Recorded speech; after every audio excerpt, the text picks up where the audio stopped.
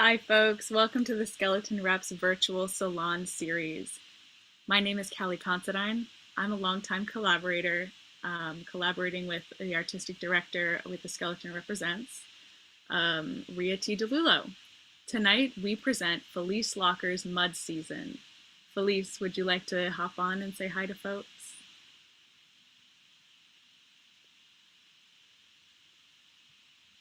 Felice?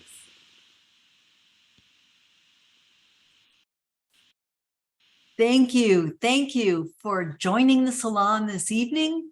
I'm excited to share my new draft of Mud Season, and I really look forward to watching how my new writing works off the page. This performance is going to really help me see where Mud Season is in its own process and set new artistic goals. Thanks for being here. Thank you for being here, Felice. Before we begin, a little bit about the Skeleton Represents. We are a new work development company with the mission to explore modern myth. That could mean anything from recontextualizing ancient mythology into contemporary settings to exploring what's mythological about our own age.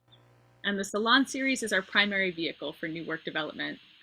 They're intended for plays that are past the point of reading and editing around a table and are now in need of staging in front of an audience to develop further. If you want to follow more of what we do here at the Skeleton Represents, please like and subscribe. We also run entirely on donations, so if you like what we have to offer, feel free to show us some love on Venmo at Skeleton Rep, or you can make a tax-deductible donation through our website. Tonight, we will be taking a 5-minute intermission between Act 1 and Act 2.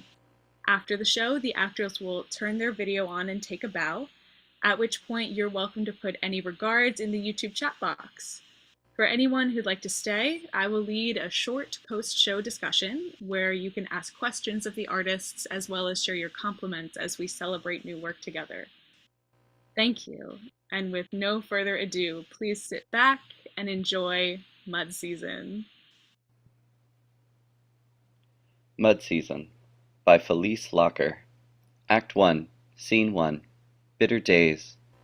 Afternoon. The ground is slick and muddy from snowmelt and spring rains. A gray metal container sits on the land. Upstage is a painted wooden house. The old foreman's house stands alone. It is raining and has been all day off and on. Jane sits outside the house, huddled and shivering in her mobility device. Next to the container, she does not wear rain boots, and her oversized rain poncho is damp. She hides under a giant golf umbrella noisy with rainfall. Ugh, I hate this. Waiting. Ah. The rain softens and stops. Jane lifts her umbrella and a shaft of sunlight strikes Mrs. Fisher, who wears clothes from the homesteading days of the late 1880s. Mrs. Fisher balances on her shoulder a long piece of wood distressed by time, weather, and neglect. She turns, the wood nearly hitting Jane. Hey, watch it. I'm watching you. Do I know you? I hear you complaining. Who are you? Mrs. Fisher. You got a name? Jane. Hey, I'm not alone. You got me? There's more work to be done. You ain't done enough. Wait, you look familiar. Yes, you're wearing classic Western homesteaders garments. Did you pull that out of my container? The weave is so consistent. I brought my loom for weaving to Colorado in my wagon. I love the 1880s. I collect so many antiques from that period. You call me antique? Maybe I am. I carry costumes like you have on, furniture, hats, all sorts of items. I list them out to make movies. Think Django Unchained, Magnificent Seven, Deadwood, The Ballad of Buster Scruggs. My collections make better storytelling. I like to say, pretend is more real and realistic is more perfect. You be living in your head too much. And now you're talking to me. How'd you winter? I wintered. Wait, you're using it as a verb, right? Not so good. No, I didn't winter well. So what good are you? Exactly. My job is in that container. And you ain't done enough. I can't get my hands on anything. We packed up my entire stock of props and decor and costumes to move them with us here. There's always more work to be done. I got here like 2 days ago. That dilapidated thing yours? The crumble jumble splat with a roof line yours? I helped build that cabin, I did. I cleared all the rocks from the meadow and I kept the ditches open. I was the one to chop wood and bring in water. Weren't enough. I never seen a homesteader's cabin before. I bore 6 kids and raised 4 of them to big uns in that cabin. It weren't enough. Cut out this way ain't never done enough work. I mean, you ain't, Miss Jane. I haven't. Mrs. Fisher turns with wood. Jane ducks. Watch out! I'm watching you. Get up. This is up. You're exhausted yourself staking out your acres. Mrs. Fisher, I don't get what you're doing here. A year to prove your homestead is long. I want you to keep it. Oh, no, this is temporary. You doing it on your own? On my own? I like the sound of that. I could do more if I wasn't always pushing my sister to do more for herself. We're in this together. This is a clean start for Sis and clean air for me. You know, oh, give me a home where the buffalo roam. I can't say I do. And the skies are not cloudy all day. Sis is doing her online classes in the house. She kicked me out. You got in her way?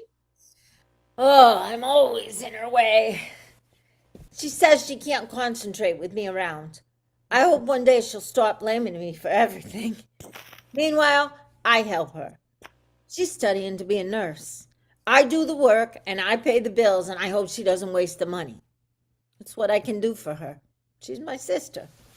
Well, this way there was always more to do and it weren't never enough.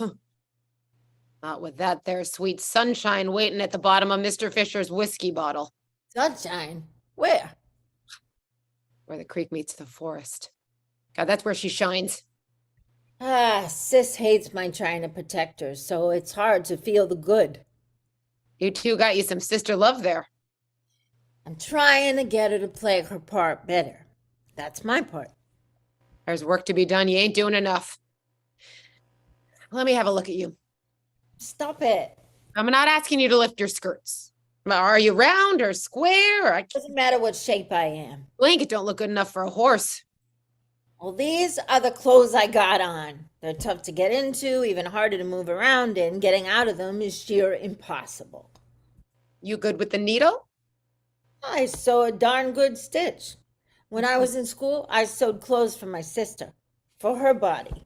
Patterns I used were straight off the shelf. Shirts, skirts, dresses. Oh, that was fun. You keep asking me, but what are you doing? And it's tough in the West. I'm walking these trails and I will be till the cows come home. When's that? Walking up to the well, down the creek, out to the road, through the forest. There's no more resting for me, what with the rumbling and sputtering unknown.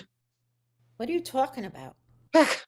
I laid my head to rest over there, but now my bones are clear over yonder. Yeah, I've been lying 6 feet under for I don't know how long. I can't get no peace and no quiet, no more. It's all a big mess out here on this land, where we worked till we sank to our knees. The way it once went is long ago gone. Now we'll walk till we rest us in peace. Well, but I'm out here all day and I don't... It's like I got weather in the ground, but it's spitting and thrashing and giving me a shaking. But you got to know something about what's going on. Look at whose work is disturbing me. Me? No wonder you're upset, but I don't know anything. I can't... Got to get me some respect. But I need someone who can right understand my struggle with the land and figure on how to bury me again. Just bury me right deep in the heart of this good land where I was put, and I want to stay put. You must feel so helpless, but I don't know. You'll feel it. You'll hear it. I figure on you knowing. It's the work you got to do. I hate being idle. I feel useless. The line between who does the doing and who gets things done. How many horses did it take to pull this wagon? I didn't count.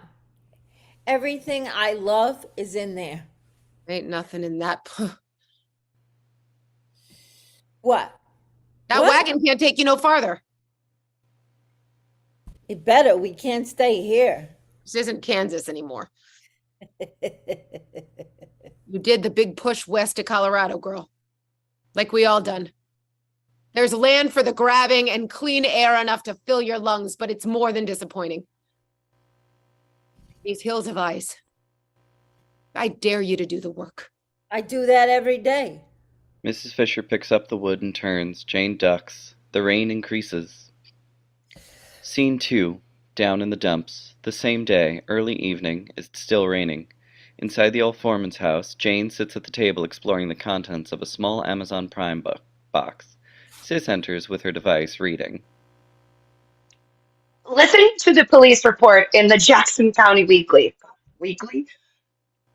Loud barking dog discovered caught in his owner's muskrat trap because his leash was long.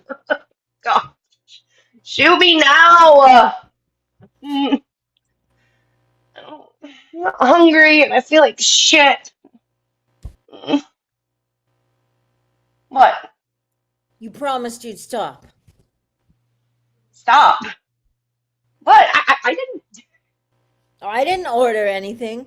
What did you buy? Well, I didn't. Well, I didn't send anything here. Jane quickly removes from the box and holds up a Whizzinator. And this? Hold it. No. Jane holds up a collection sample cup pre-filled with urine. Is this Shit. yours? Shit. You gonna be a nurse? Hold the pee. No, it's real pee. It's a stranger's pee. You ordered someone's clean pee to send to your attic boyfriend, John. His name is Tom. John's over. John, Andy, now Tom. And you're sending him clean pee. Well, he's gonna lose his job. Of course John's gonna lose his job. He's using and going to work. It's Tom, and he couldn't figure out how to, so So you had to do it for him. How did you get the package? You forgot to change the shipping address to Tom, so it came here. Couldn't let him get a hot result. He needed my help. Oh, this is so much a codependency issue. I know. He moved away because of this. I still need to shop for him. How many times will you let them derail you? Tom needed me. Classic. I trusted you. I trusted you'd change. I'm such an idiot. Felt good. Oh, I can't believe I even stopped checking the past orders on Amazon. I was so sure that now, from here, you'd stop. Okay, well, I'm going shopping for me. Amazon is something I can feel good about. You can check my history later. Not gonna happen. Not anymore. I changed my Amazon password. We share that password. It's not just yours. My account, my credit card, and I changed the password. You know I need to shop. You lied to me again. That's one time too many. You can't cut me off completely. Tell me the new password. I will do no such thing. You're holding me hostage to fucking West. We're here so you can think straight. We're here so you can breathe better. And so you can focus on your nursing degree that I'm paying for. Well, it's going on forever. Oh, please. You are so close to finishing. I'll be old by then. That's why they call you a non-traditional student. You'll always be the old sister. You're the older sister. Yeah, you just act like the older sister. I'm protecting your way of life. It's what I do for you. Then you take the test for me. You're the geek. I'm not a nerd. I'm an expert. Yeah, only because you're such a geek. People pay me for what I know. I'm a reliable collector. Only your money makes you an expert. My antiques are where our money comes from. It's how I pay the bills. I repeat, how I pay the bills. I pay those too. Nursing is your calling, not mine. Well, it's not calling me anymore. Well, we made a deal. Deal's over. Okay. Imagine what it feels like to do stuff that no one else does. Imagine doing something special for other people who can't do what you do. What you can do. I mean, that is such an opportunity you have. If I could, I would use my. That would feel amazing, right? If it were me, I would want to connect with other people who need better stuff like I do to feel good, you know? Imagine how good it would feel to actually be a nurse and nurse people. I want that for you. I know. I love you too, but you can't change the Amazon password. You'll have to work for it. You can't do this! This is all for your own good. How good would you feel if I cut you off from your gigantic morgue of fetishes? Every single antique in that container is valuable. If I didn't rent them out as props and decor, you wouldn't have a roof over your head right now. Oh, I don't feel good. Go out and clear your head. There's a whole wild west outside. Oh, I go outside. Oh, yeah. Sorry about that. The VRBO listing said on-site bathroom. This is not okay. Look, I had to leave Boston too. The only home, the only one I've ever made me sick. I could smell it. Damp rugs, dripping walls, rain and water everywhere, and you didn't care about me. You called me crazy. It grew on the floor, black and white, it grew on the walls, orange, and you said I was crazy. I smelled it and I saw it, I breathed it. Poison, poison, poison.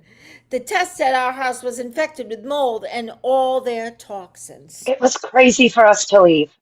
You're not the only one that had to come thousands of miles to Colorado, climb thousands of feet in altitude to North Park to get someplace that's not toxic in every way, to get someplace that's safe and healthy.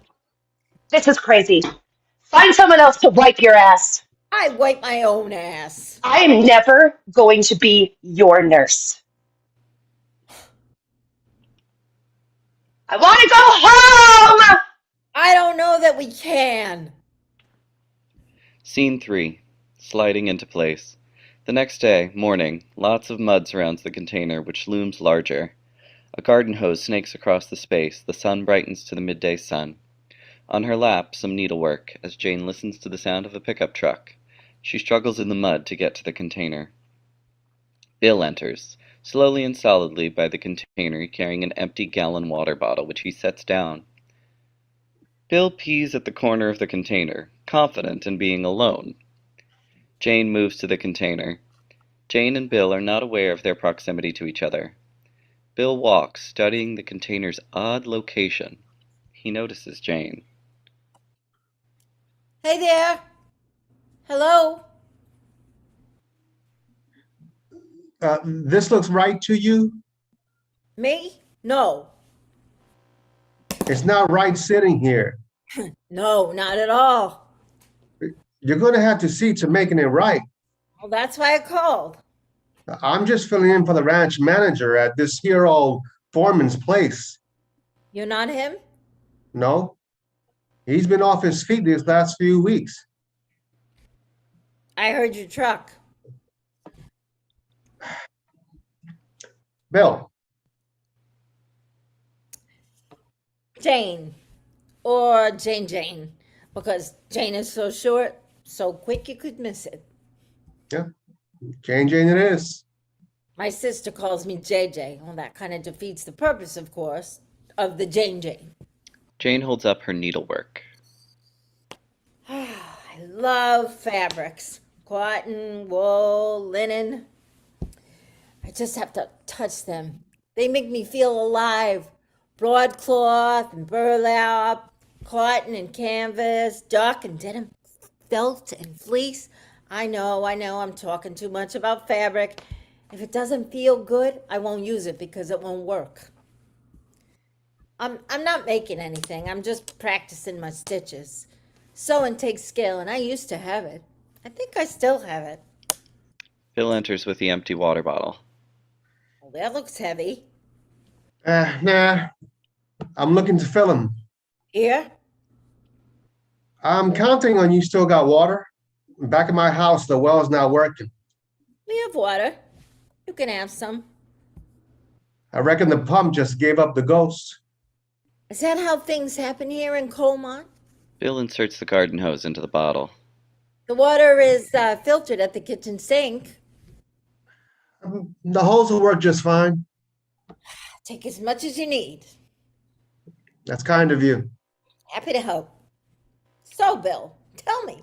The sound of scraping wood against wood as Sis inside the house opens the window. Jane hides her needlework.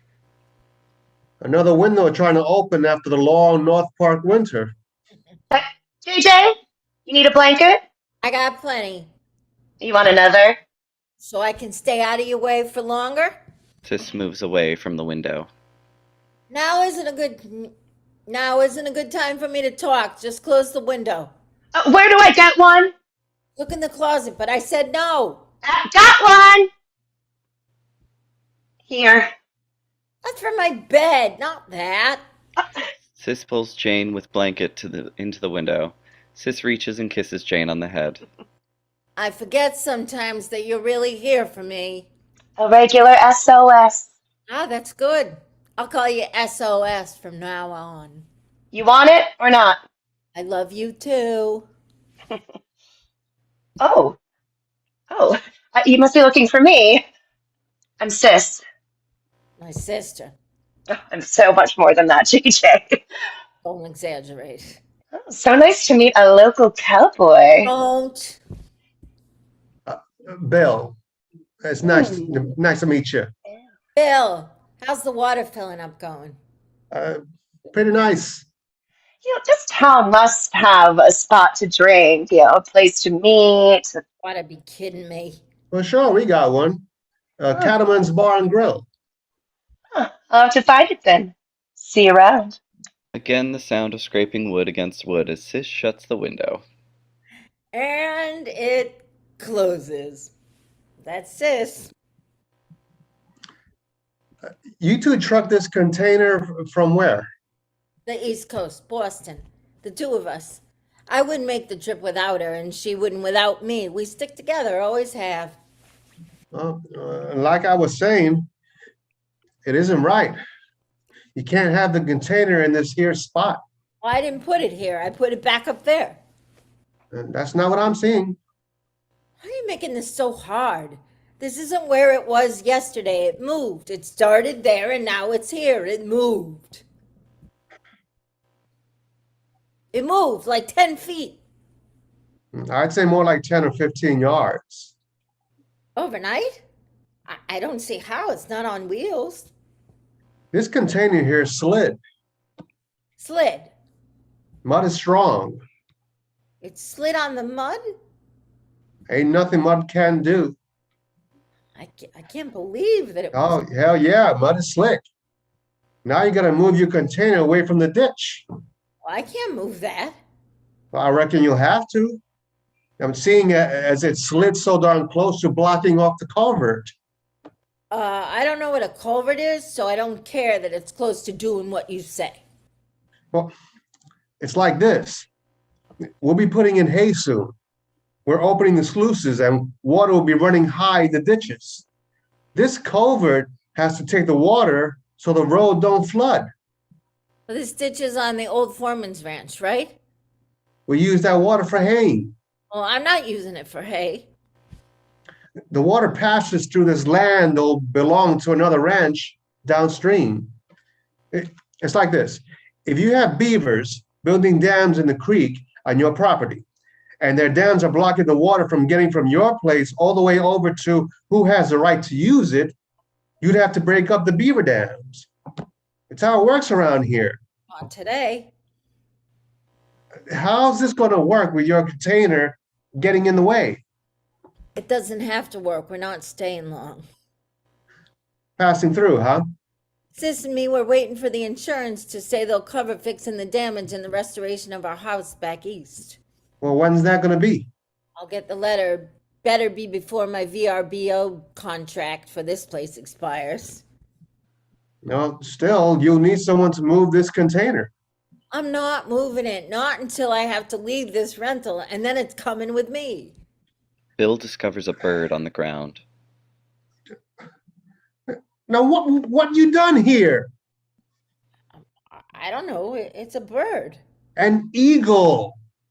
Whatever.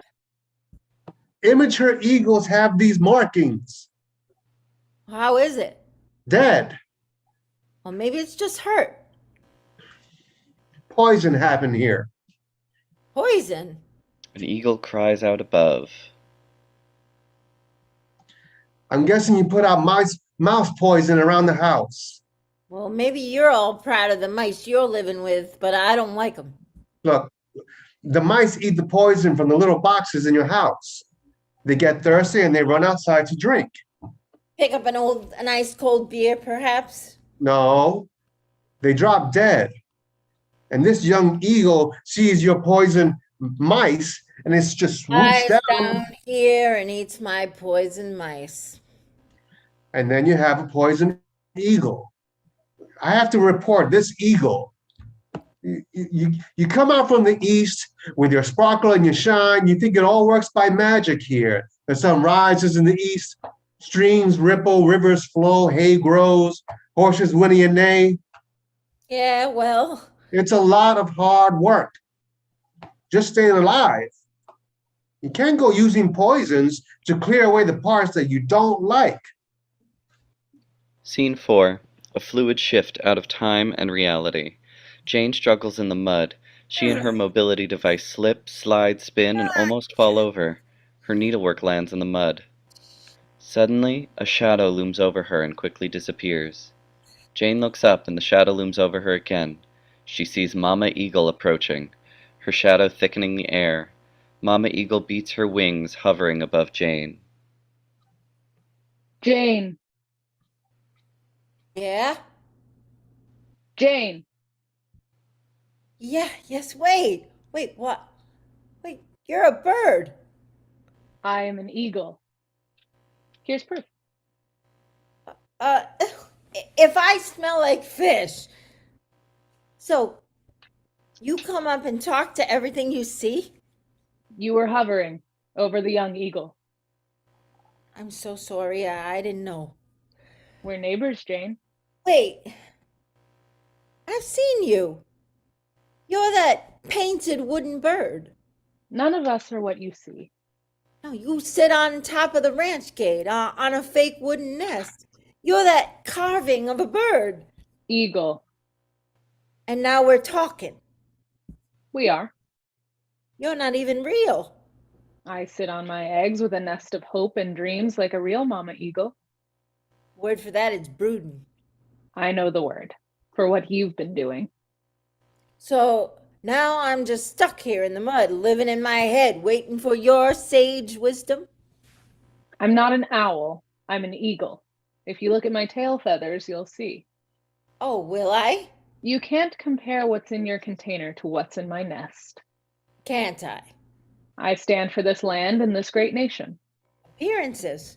From here, I can see up and down the county road, the sheriff, the oil trucks, the pickup trucks, the salesman. I can see them all. My nest I built on top of the nest built by generations of eagles before me. It grows higher with every eagle mama.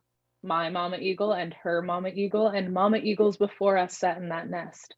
This very nest here was sat on by a mama eagle seen by Mrs. Fisher when Mrs. Fisher first had her brood. Well, my collections are in there. For years, I've curated them. Curated. Yeah, curated. Sit on that. I sit up there with my eggs for hours and days with the expectation that I will let them go, that they need to take flight. And when historical accuracy is needed, I rent out my pieces. They're precious. So are you. Me?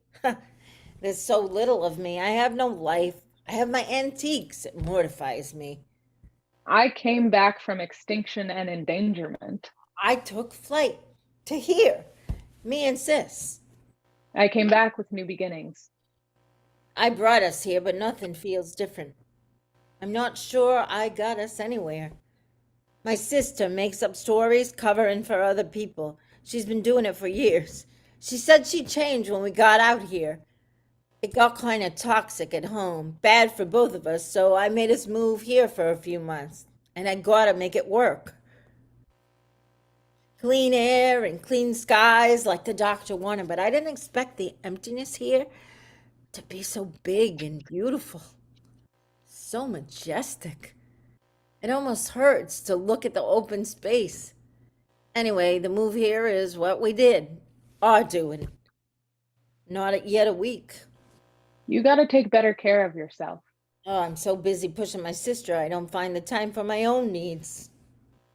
I have an eagle's eye on what's ahead, what's beneath, what's today, and what's tomorrow. I can share that vision with you. Oh, no, don't bother. In fact, I'm like you up there with your nest on the ranch gate. I'm brooding on my eggs, standing guard, overlooking. Everything I need is in my container to have and to hold, etc.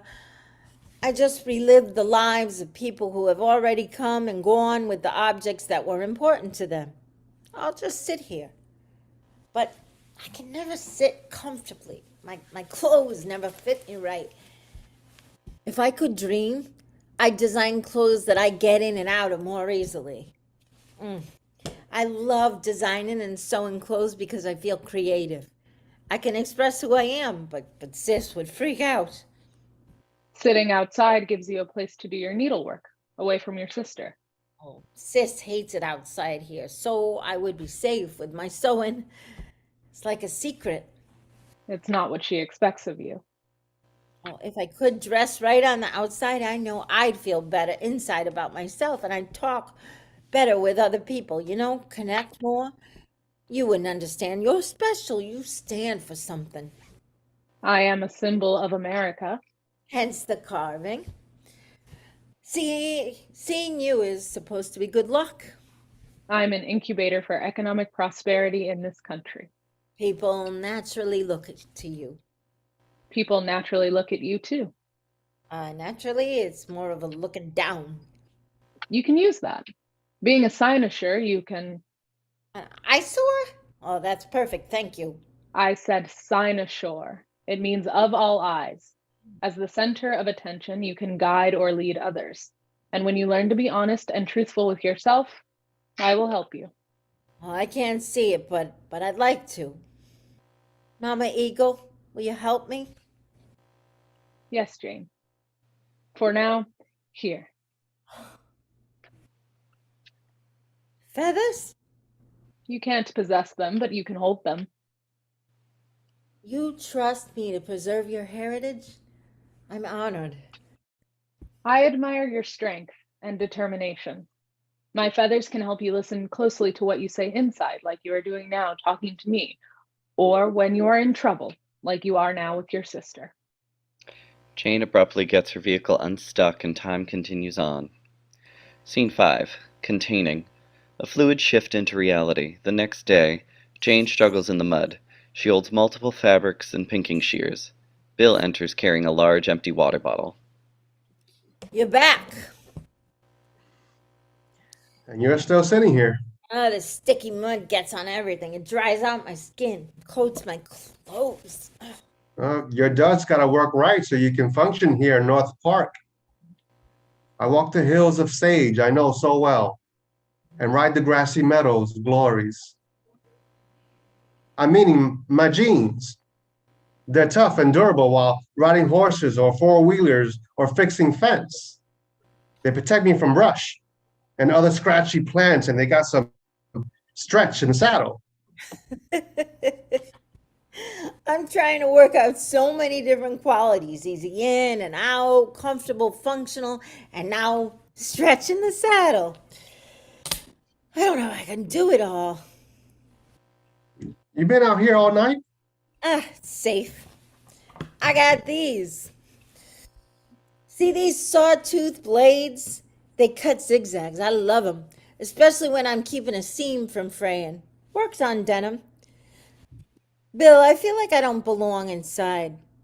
I love it out here. It just feels right. But your neighbor, Mr. Johnson, says his well's not giving him any water neither. Mind if I fill this one up for him? He says the frackings run his well dry. I reckon old man Johnson's got a bus pump too, and he just don't want to pay for a new one. Old man Johnson said he could see this here container up at his place.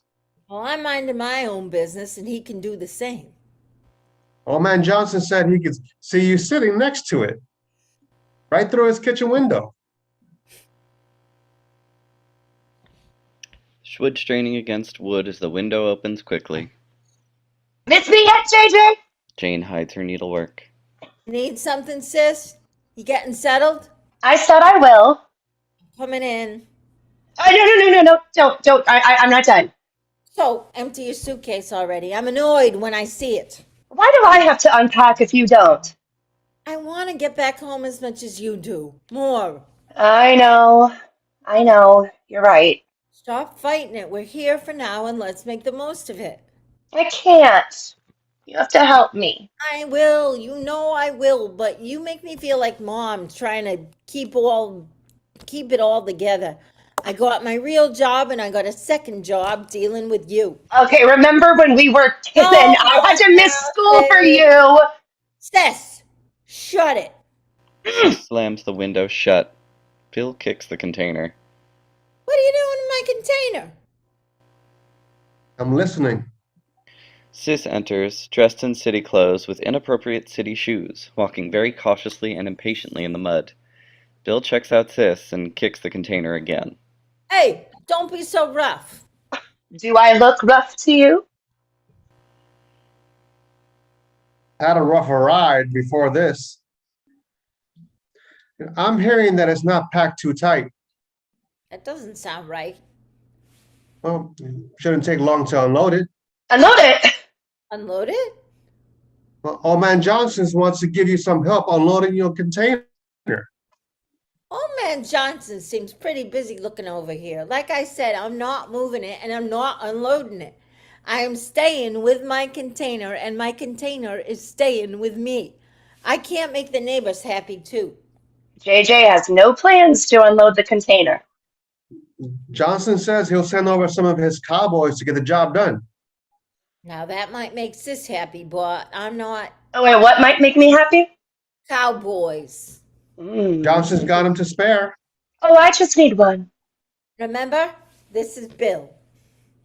That's what they say. And what else do they say? He's here to fill old man Johnson's water bottle. It's so big.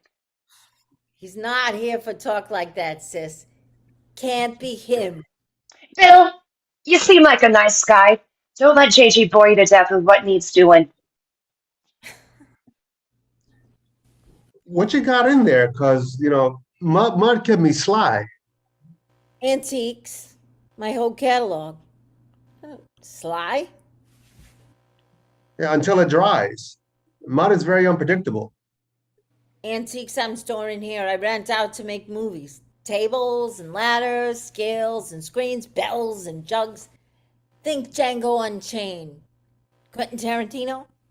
Never heard of it. Magnificent Seven. Deadwood. Ballad of Buster Scruggs. They have my antiques. I'm the vendor with the finest patina on the best collection of belt buckles and boot scrapers. Oh, boot scrapers. Yeah. Oh, now I'm following you.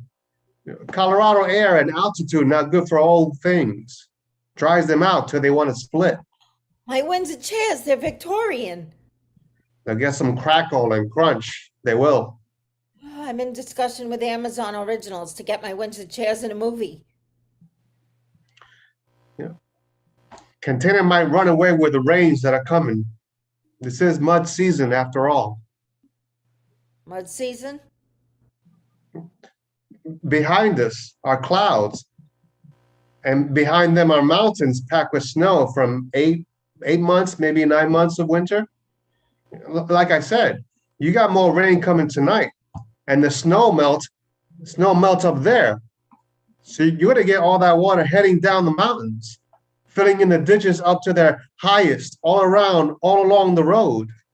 You're trying to scare me. Pretty soon from all that water, the mosquitoes we'll be having will eat you alive. I will stand by until I can get my container home safely. Then I'll be back in business. Well, if you don't sink into a mud so deep, nothing can drag you free. Like I've been telling you, you can't leave your container here.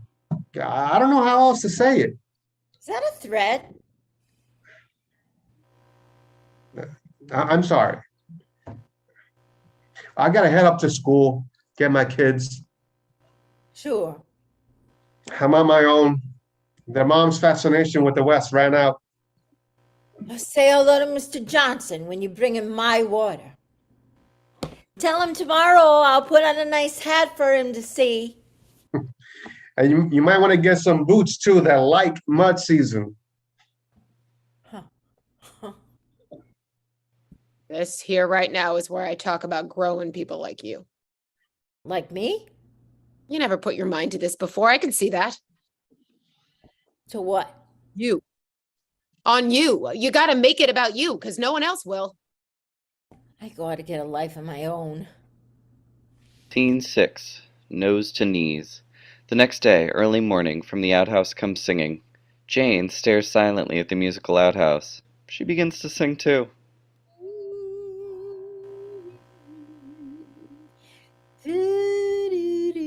Hey, I gotta get in there. This must be who you dragged home last night. Oh, JJ. Yeah, must be. Only a stray can get you on your feet, ready to run their world. How long is the thrill gonna last this time? Oh, you have no idea. Well, I can't get close enough to breathe the same air as a guy before you pull him away. Oh, how much I enjoy the sound of a man's voice. Oh, you'll get your chance. A girl's gotta go when a girl's gotta go. I need to get in there. Ah, get away from him! You mess it up by bringing in other people, sis. We've come so far together. It's been so long, and I didn't get anywhere. This is Colorado. We are far stronger. We're better together like we've always done. The outhouse door crashes open. Bill is a sight. He has soot on his face and his hat. His hair and eyebrows are singed and scorched. Bill is seated, his waders at his ankles. Jane and Bill freeze, embarrassed. Well, he doesn't need you gawking at him. I am not. I sure have enjoyed. Stop it. Sound of a man's voice. He's my friend. Is he, though? He was my friend first. Oh, that possessing thing you have is... As far back as I can remember, you always took what's mine. Well, it's so easy because they're not really yours, JJ. You always steal my friends. You always did. You attach like they belong to you. Yes, we are all we have. We are... I don't belong to you. This happens when we let people in. Well, from what Bill tells me, he'll be free to come around again and fix things around here. Not free. Jane pulls out the 2 fake feathers.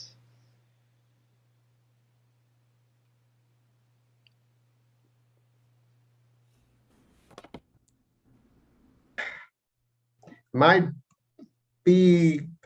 I paid for this VRBO. You could get into the pipes underneath the No one stays over. I said no. kitchen sink. one. There's some wet down there that he needs looking into. You are so full of crap. I need space to hear myself think. I don't know how to live with you anymore. Get away from me. Now, go inside. I refuse to see you. I just can't keep her from running all over me. Ward. It's not what you think. I'm thinking my sister brought you home. I was a wreck. Good for you. Couldn't go home. Perfect. I didn't remember she was your sister. My head. No one forgets sis. I was too drunk for anything. You couldn't recognize this place? A little scratchy. Yeah. Nice of her. Oh, yeah, she's always very nice that way. Get out. Bill stands, pulls up his waders. He exits the outhouse, holding the door open as Jane rushes in. He shuts the door. You barbed wire this morning. Barbed wire. Keeps you in. keeps others out. Twisted and sharp, and once you get caught up in it, you just can't get away. So, what did Sis do to you? You lost your eyebrows. You used to have eyebrows, am I right? You look singed. Burnt. A stupid stunt. Blew up in my face. I don't think I've ever seen you without a hat. Would have melted on my head, I reckon. Like a cheeseburger on a barbecue. I'm listening. Don't listen too hard, that's all I'm asking. Well, was fishing one of the ponds with my kids. Nothing more than a little puddle, really. I needed 2 hands free, so I tossed in my cigarette. Usually I get a nice sizzle and pop as the water puts it out. This time when I threw in my cigarette, the water blew up in a flame that caught my cap here and my eyebrows. But the water caught fire? Pretty spectacular. Why? Oil had come up in the pond I was fishing, like a salad dressing before you shake it. I had these here waders on, but oil had all come up to the top. So yeah, I caught fire. Oh, your poor face. The eyebrows will grow back. We had a wet and stinky winter back east. My doctor said this was a place for us to. Well, you're in Colorado now. I can't get it right. Is there a special outfit in Colorado for waiting your turn at the outhouse? I'm getting cold. Do I need some of those? I'm gonna go check on Sis. Oh, speaking of family, I gotta get my kids. County doesn't like going out when I'm late getting them. Scene 7. Windstorm. The next morning, Jane is outside, sitting at the open window, talking to Sis inside. She holds a water bottle and hides her needlework. Oh. Sis, while we're having a bit of sunshine, in between the rain clouds, do you... No, it's not happening. You know what would be a great idea? Get the wet clothes out of the machine and into the laundry basket and bring it outside. The clothesline is just over there. Maybe later. I mean, it might rain. It rains so much these days. It's mud season. Have you heard of mud season? Bill calls it that. The clothes drying in the fresh air. Imagine what that would smell like. And it's so dry here. I bet it all dries faster than in a dryer. And with the wind, you know, this crazy wind, the clothes would whip around and snap, pop, and crackle until they're straight as a board and wrinkle-free. You can hear me, right? Just bring the laundry basket outside. Sis, baby, I'll show you where the clothesline is. Clothesline? I can't believe we haven't done this yet. Next time, maybe. Fine. Stay there and shut the window. Jane struggles in the mud to move away from the window. She settles with her water bottle and pulls out the hidden needlework. She pokes her finger with the needle and screams. Ow! You're like a dog tied to a pole howling at the wind. What wind? It's coming. Heard you shouting from way over there. The mud slides and slips beneath my wheels. It's mud. Don't want it on you, then get inside. Oh, she wants the house to herself. I couldn't convince her to work at a Starbucks. Can't get much done at night. Oh, not that. She won't go over the pass. Not a good time of year. Mr. Fisher, the husband, waited till July to go over the pass. July, but this is April. And 3 weeks till he come back with supplies. Oh, supplies, yes. I want to order an adjustable dress form to try out fabrics and test their drape. I need to pin and mark on the form where I design. Me doing something for me. She's not used to seeing that. I don't know what she'll say. I'm putting my energy into something I've always loved to do, and she'll feel neglected. I'm afraid of what she'll do if she catches on. She might pull on too many loose threads and it'll all fall apart. My clothing project makes me feel creative and focused, but it messes with our relationship. But look what I can do. What are you drinking? Water with electrolytes. We're at 8,500 feet, so I think this headache is that. What else you got in that water, woman? Nothing. Oh, that's nasty. Neighbors don't like drinkers. Can never fill themselves up enough to be happy. Ah, those neighbors. I'm just sitting here quietly with the mountains and my container of antiques. I protect them from time and tragedy. I help them survive. No amount of money ever truly been enough for letting my antiques be rented for weeks or months. What special things did you have, Mrs. Fisher? You got more thinking on what I had than I had. We mostly had a lot of nothing. Ah, these antiques have been my life. I've had no life of my own, but now, maybe it's my hands, maybe it's my experience, but I find this so natural, so normal. Pin cushions today, they're magnetic now. I'm so excited, but also scared. But if I start dressing more and looking more or anything at all, Sis will freak.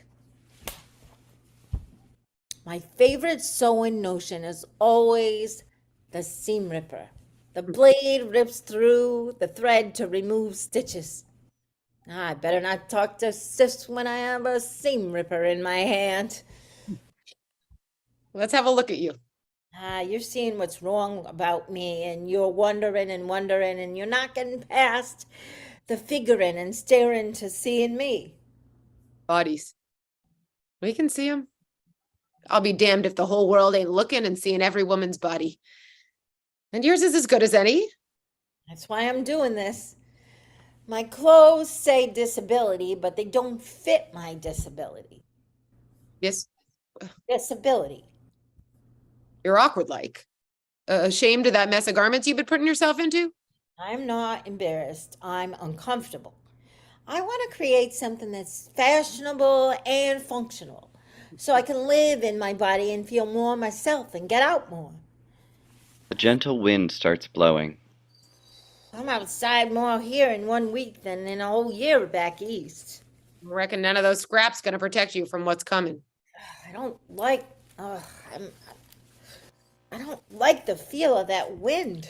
The wind blows stronger. This here is a North Park wind. More weather to contend with.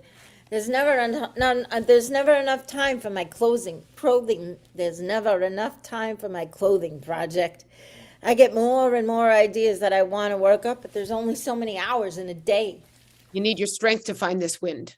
Oh, in Boston, winds travel hundreds of miles over the ocean, stronger and stronger as they go.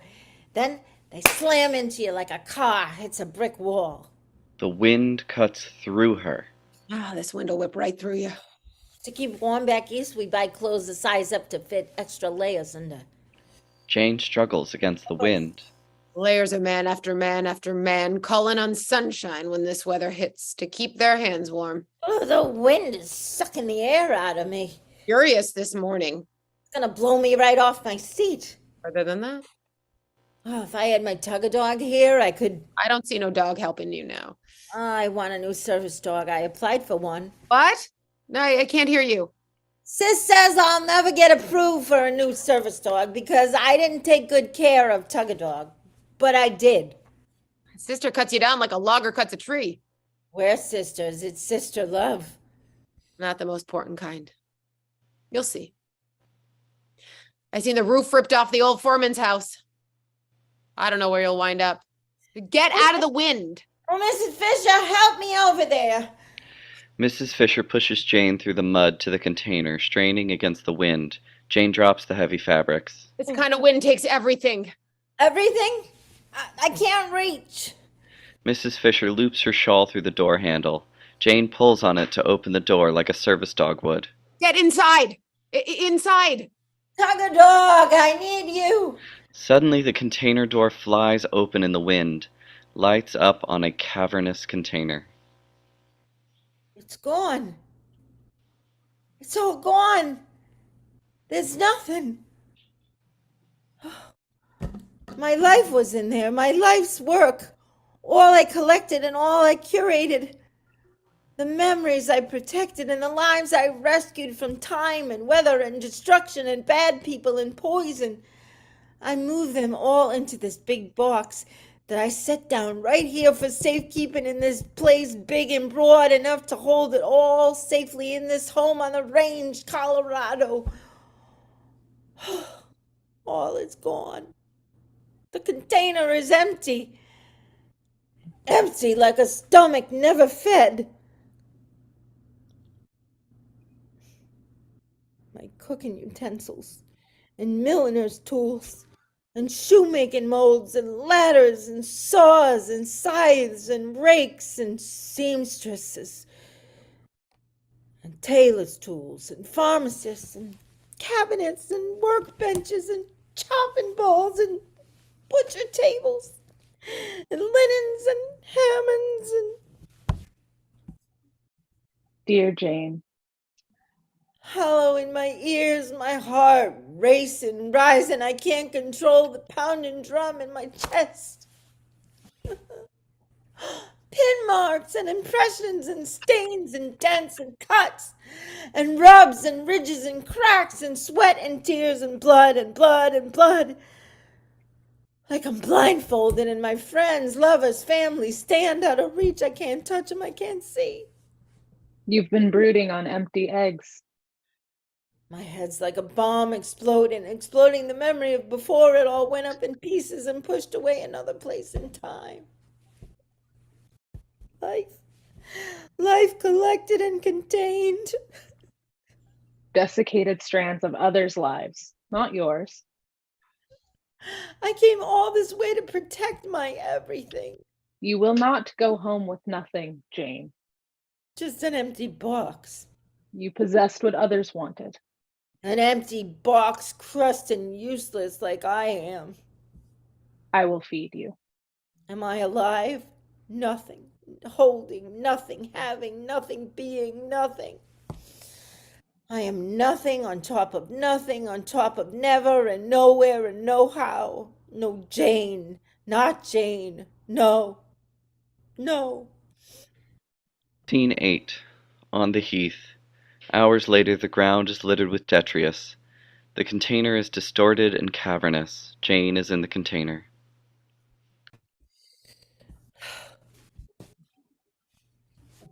Jane? Jane, you out here? I know you're not used to a North Park wind.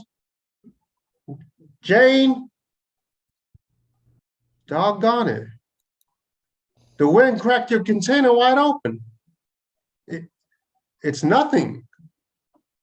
Nothing but a gaping hole. Jane! Jane! Jane, what are you doing in there? Come on, let's get you up. How long you been down here? Doesn't matter, I can get you up. Then I'm going to see who took what isn't theirs. I'm going to look for tracks, maybe a horse trailer or hay transporter. I'll talk to the sheriff. Maybe he knows something. Jay, come on, let's do this, man.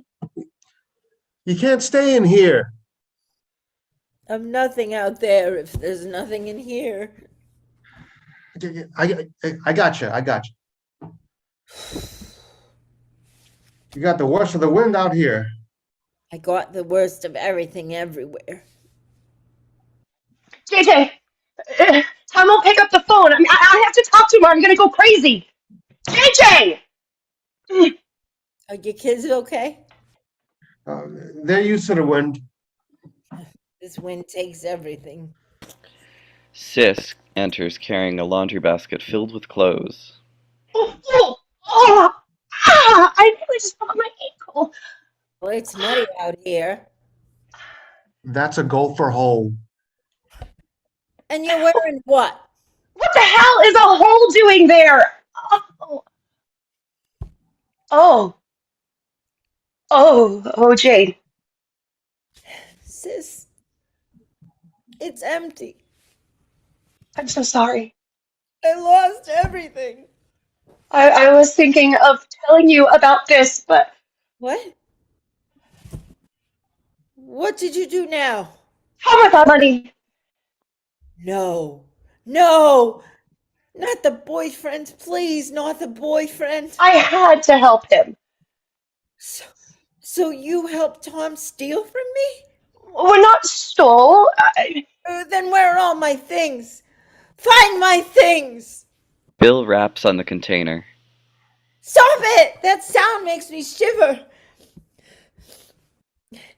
That's the same hollow sound I heard when I kicked the container when you first got here to Colmont.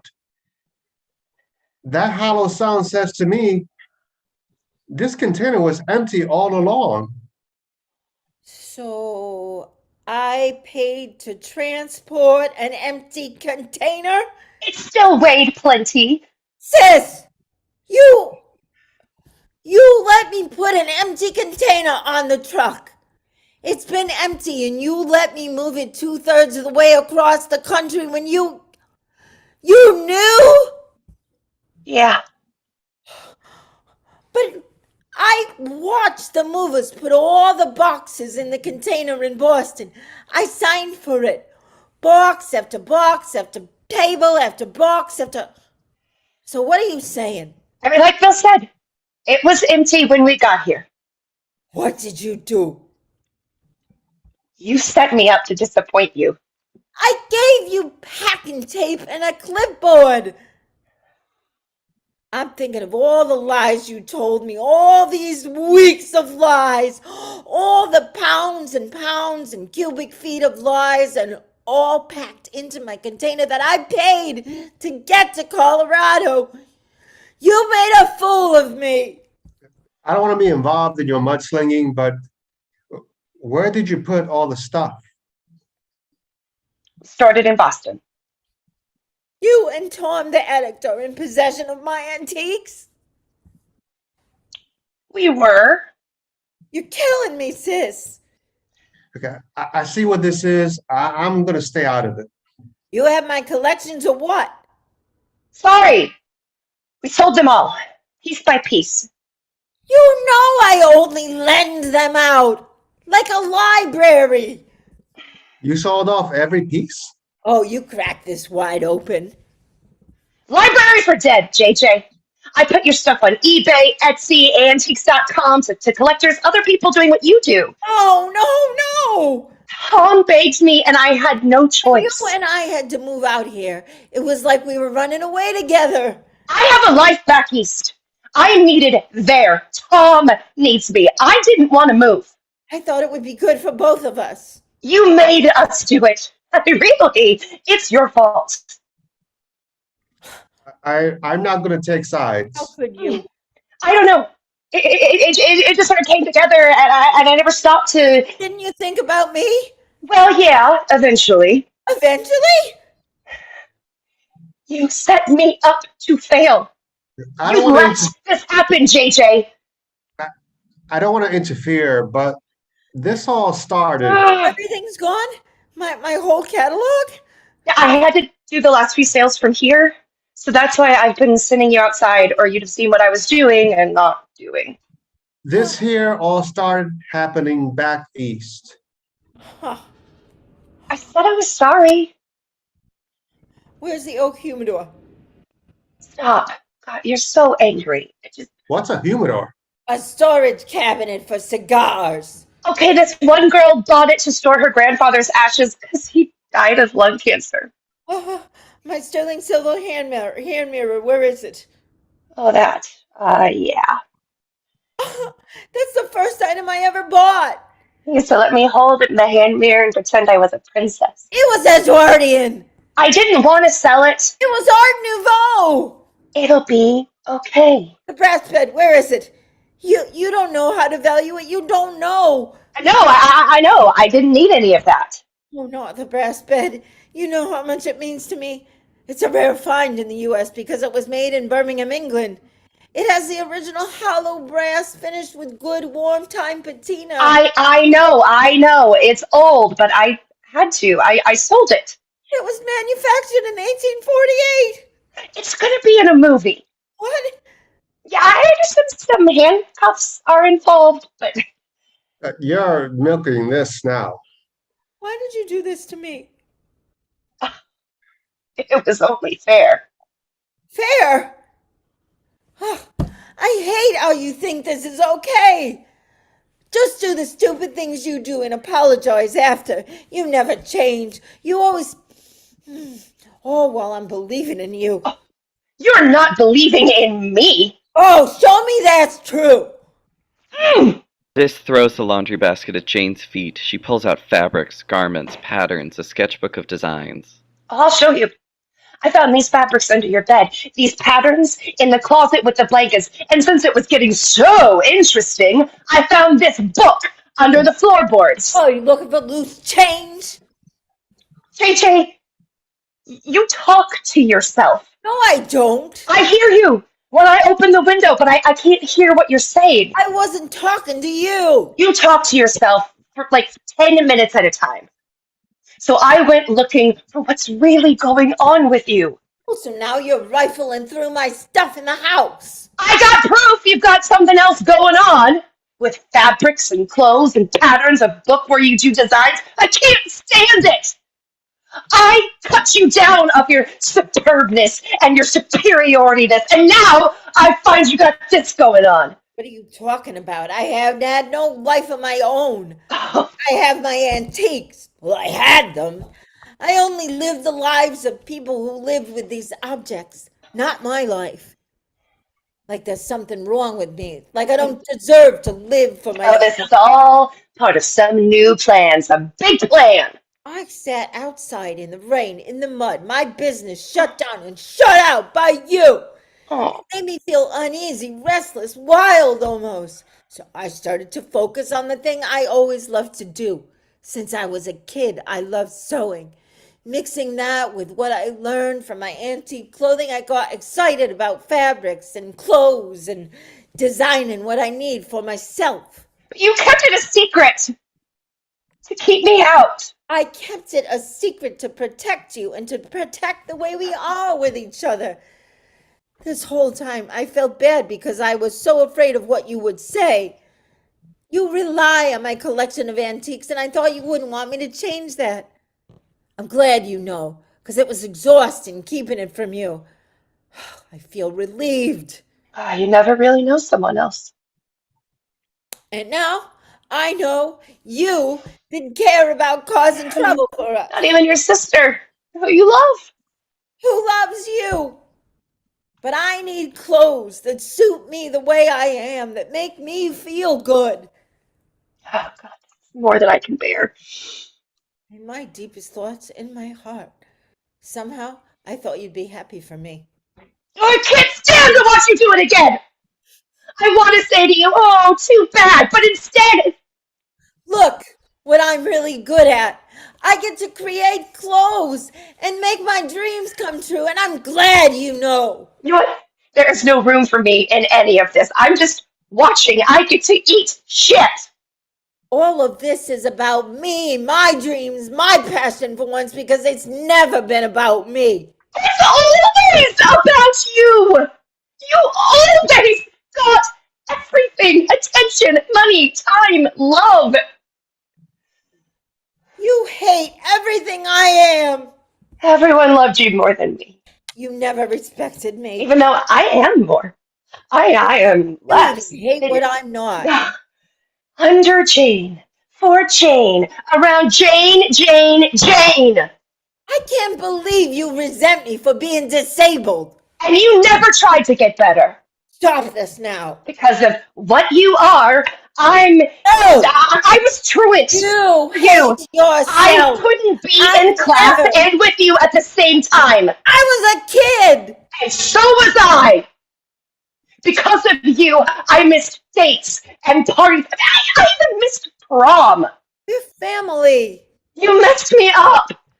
Oh, okay, sis, I didn't thank you enough. I thank you now. I'm a loser because of you. And don't blame me for who you are. Don't blame me for what you did now here in Boston to my face. You just love. You love. You hated my tug-of-door. Yeah, even the dog. You loved. You hated my collections. You always love your things more than you love me. Huh. I get it now. This has never been about love. You made your choices. They're all yours. I don't take responsibility for any of that. You betrayed me. I'm no good when you're around. I don't even like me. I feel rotten inside and ugly and unacceptable. You can't be around me anymore. But we're all we have. I mean, we are. I will stand alone, sis, because I never feel comfortable with you around. I must find a way. I must find my way. I will empty my head of you. I will feel nothing for you. I will think nothing about you. I am done with you. You don't exist. But JJ, we're better together, like we've always done. It's Lied and manipulated, and you broke my trust. You're a traitor. We're over. You are over. I want you out now. Out of the house and out of my life. Get in your car and go now. I don't care where you go or what you do or if you do anything at all. I don't want to know who you talk to or where you've been or where you go. You have no home with me. No home in me. A car fights the mud and skids off the ranch. There she blows. It's about time you go. It's about time I made you go. I can do it.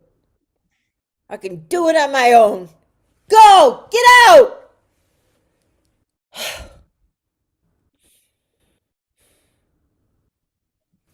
And I will listen for the slam and thud of your body. The slam and thud your body makes when you hit bottom. And I won't go until the echo of you is gone. Gone! Gone! End of Act 1.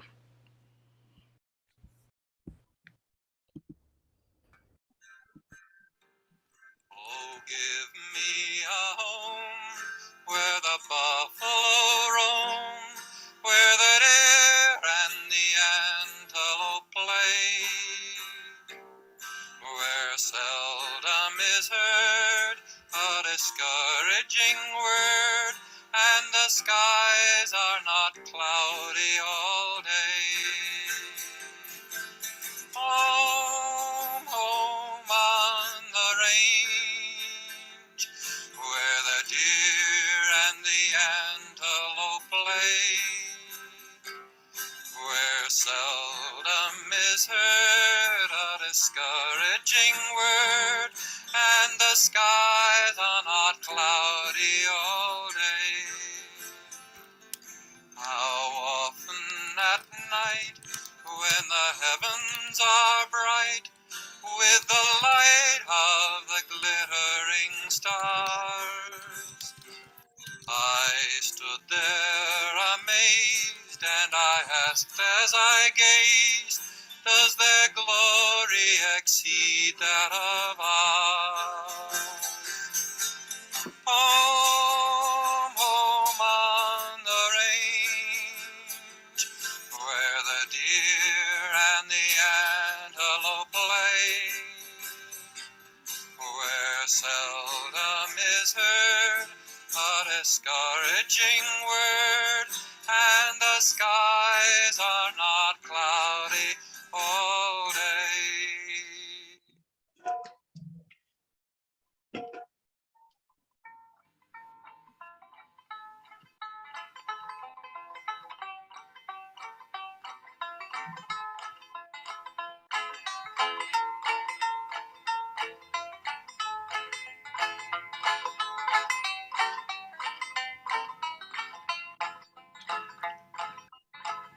As I went walking that ribbon of highway, I saw above me that endless skyway. I saw below me that golden valley. This land was made for you and me. This land is your land. This land is my land. From California to the New York Island, from the Redwood Forest to the Gulf Stream waters, This land was made for you and me. I roamed and rambled and followed my footsteps through the sparkling sands of her diamond deserts, while all around me a voice was sounding. This land was made for you and me. This land is your land, this land is my land.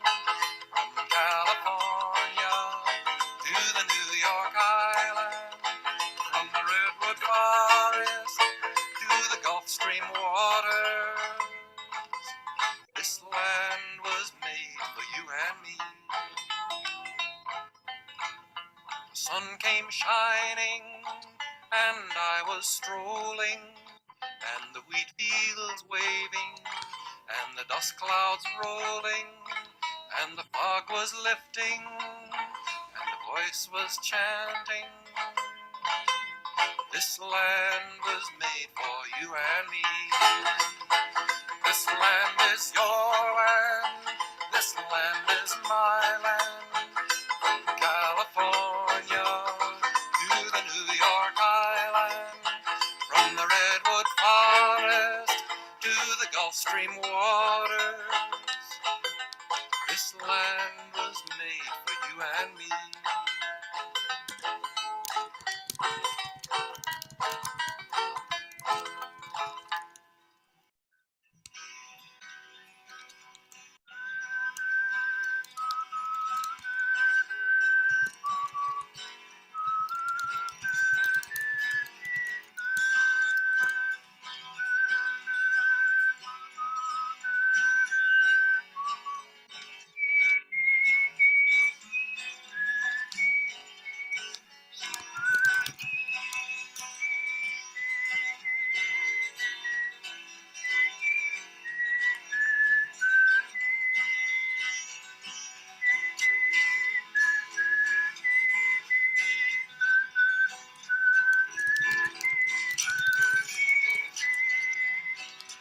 Oh, beautiful for space.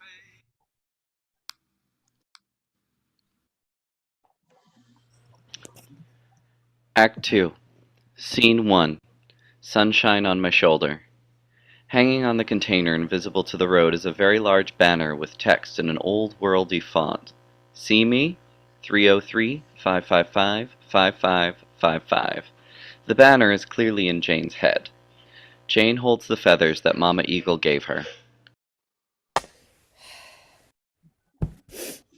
You're wearing one of those Western corset dresses. I love how they're constructed. You can see me how you want. You're not real. Why are you wearing that? Oh, honey, you're so young. I can tell you're a sex worker, a soiled dove in the West. Well, that name feels shameful. What's with that cape, the cloak on your back? Mr. Fisher said that I'm... Wait, Mrs. Fisher's Mr. Fisher? The homesteaders? Look, girl, this here is my property. No, it's not. Mrs. Fisher staked this out. Mrs. Fisher and me, we go way back. I didn't catch your name. They call me Sunshine. You're a person? Sunshine? Mrs. Fisher mentioned you, but I thought she meant the thing. Well, that's the thing. I'm here to bring warmth and light your way with my talking and singing and dancing. So, Sunshine is really your name? Well, on cold winter nights, I warm them up, and sunshine's what I heard the most. Some men, I hear them calling out to me, sweet balls of fire, but I like sunshine best. Sure, it's your job. More a choice I made, really. And this here where you're sitting is my territory. You can't just go putting up a sign saying I'm this or I'm that or see me unless you're offering. I never seen that before. I wouldn't be here if that were true. I wouldn't shout like that. You put up this sign right here, competing with a sister. But I was crying out in my head. I'm so alone. I feel like a broken vessel, a shard of a woman. Everything is gone, ushered off, cruelly gone, and I am left alone, useless and alone. And alone must go on, and alone, and I alone must go on. I don't know how I can trust anyone again. I won't let myself. I'm so far from being close to anyone ever again. Look here, sunshine. 303-555-5555. Ain't no one around here gonna pay that for you. I used to think my life was like a forever stamp, holding its value no matter what. The more I had, the more I felt I belonged. I'm not worth anything on my own. I have nothing to love, no dog, no home, nobody. So little left. How can I share myself with anyone? Who am I? I feel so lost. Cheer up, sunshine. Look at me. I'm hated by the wives, scorned by the church, and I still got on a smile. I offered sunshine on my soft shoulder, and I think how I gave pleasure to myself and others.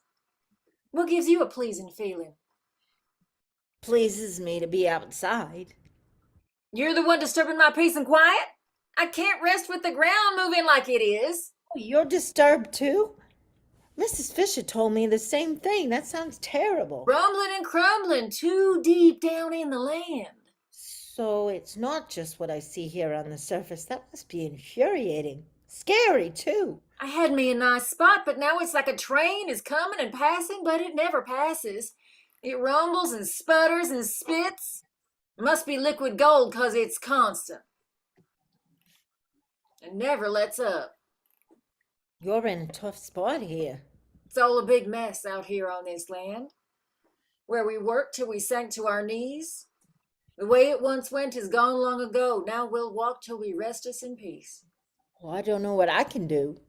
I'm counting on you to figure out why this ground won't give me rest no more. I'm asking you to fix the dirt you're sitting on so it'll settle some and take me back into its bosom. Oh, I would have trouble coping with that. Where would I start? You gotta know us better. I'm royalty, and ain't no one argued with me for 100 years. 100 years. Reminds me of my antique linens. You don't want my old bed sheets.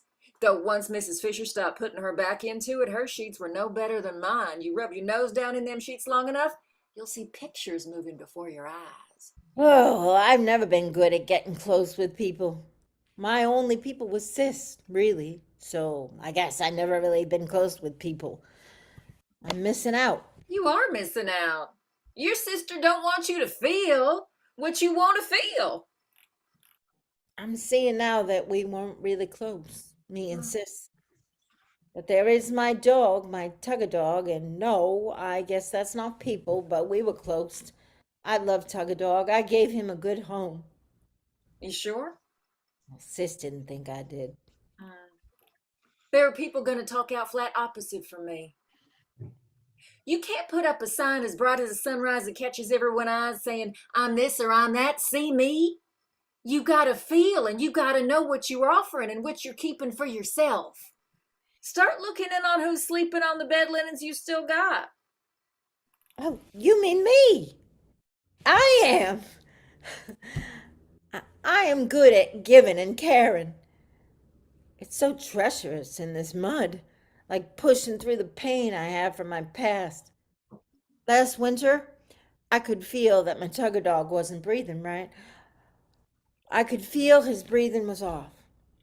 I heard him straining and struggling. Then he couldn't breathe, and the next thing I knew, my dog was dead.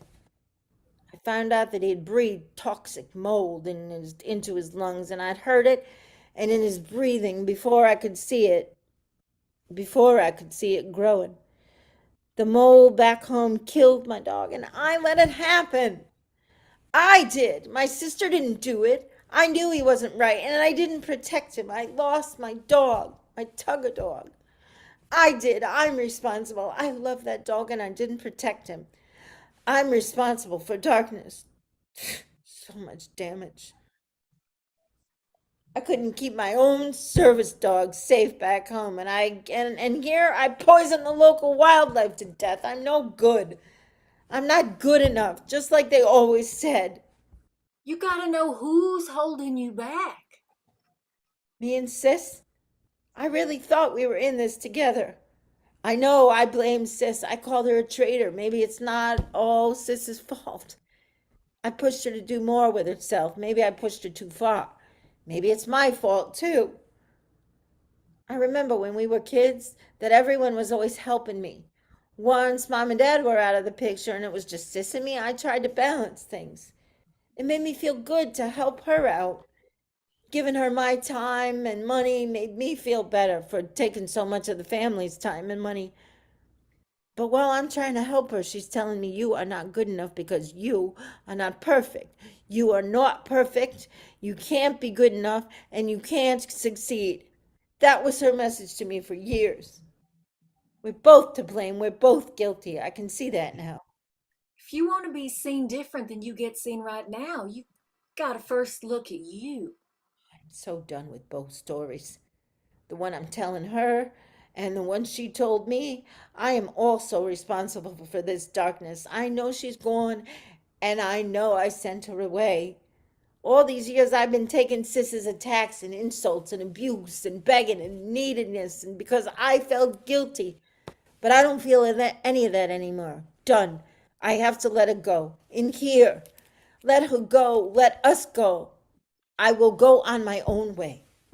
If this is how bad feels, hon, try to reckon on how good can be. What would you do if you weren't doing what you've always done? Like, who are you? Well, I tell you, I woke up in the afternoon, hours after the church ladies did. Got out of my lonely bed that was as busy as a saloon at sunset, and I thought on the joy I gave. Well, how can I be? You gotta work with what you like. Well, my happiness is working with fabric, clothing, patterns, fashions. I even like color. I never wear color, which shows you how small my life has been. I like to design with color. I found this way of loving me even when no one else does. Tell me what you got on. Everything I got on pulls and yanks and rubs and squeezes. I feel like my guts will spill out and get all mixed up with the mud. Maybe you'd feel better in smarter clothes, and then you might get looked at more. Or looked at less. No one notices me or what I do. You got some very unromantic notions of your place in the world. Oh, life is hard. Hard is good. I'm nobody and nobody can tell me so. I love me. And you can love you too. I gotta know me better. I'm gonna take care of me more. I'm gonna listen to me more. I'm gonna figure out what I need and I'm gonna love me more. I'm gonna be more than Sis or anyone can think of me. That's what I decided. Spend some times with your dreams if it pleases you. I know. The mud's not dry yet. So you take down this sign. I told you. You take down this sign and I'll give you my advice for shining bright. I'm not making any more deals. Until I give up my past, I won't be able to escape this mud. I'm looking for a way to love me even when no one else does. I have to be more important than what I can have and what I can hold. I need to fill my emptiness with life, my life. Scene 2. Bubbling up to the surface. The same day, Jane sits surrounded by a half-dozen 3 to 5 gallon water bottles. These are for you, Bill. You're still needing water.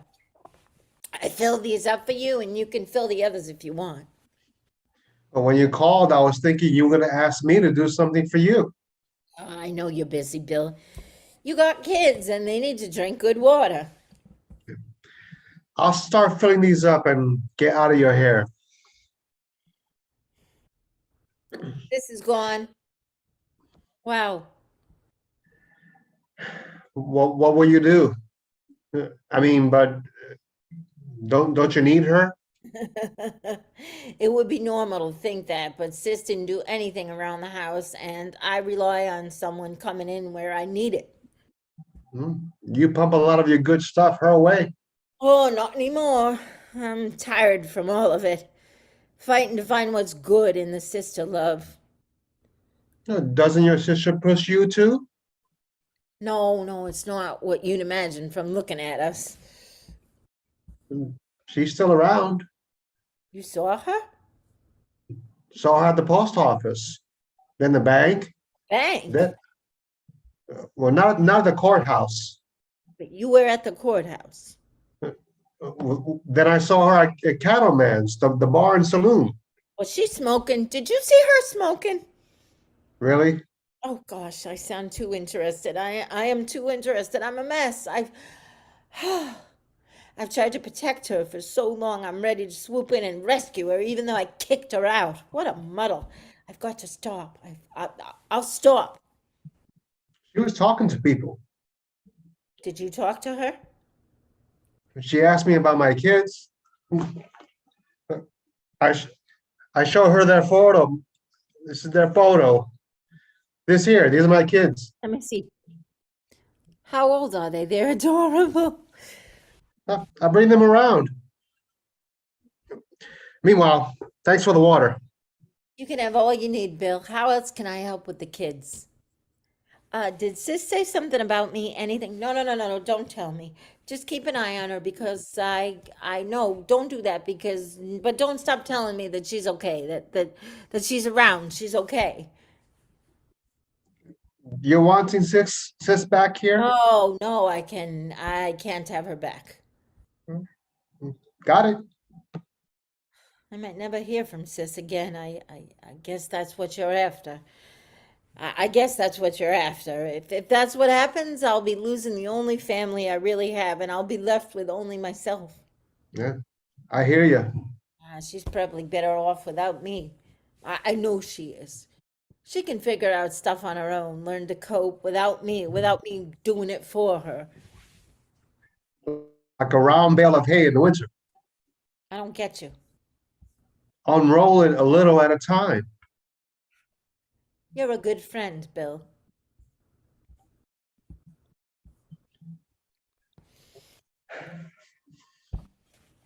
So, as I sat here after the rain filling the water, looking at my container, thinking about all this, I said to myself, next time from now on, I've got to be smarter than the box I'm working with. What do you mean? I was wondering if it still makes sense to move my container. There it is. Now that the container is, it's. Whoa. Whoa, whoa.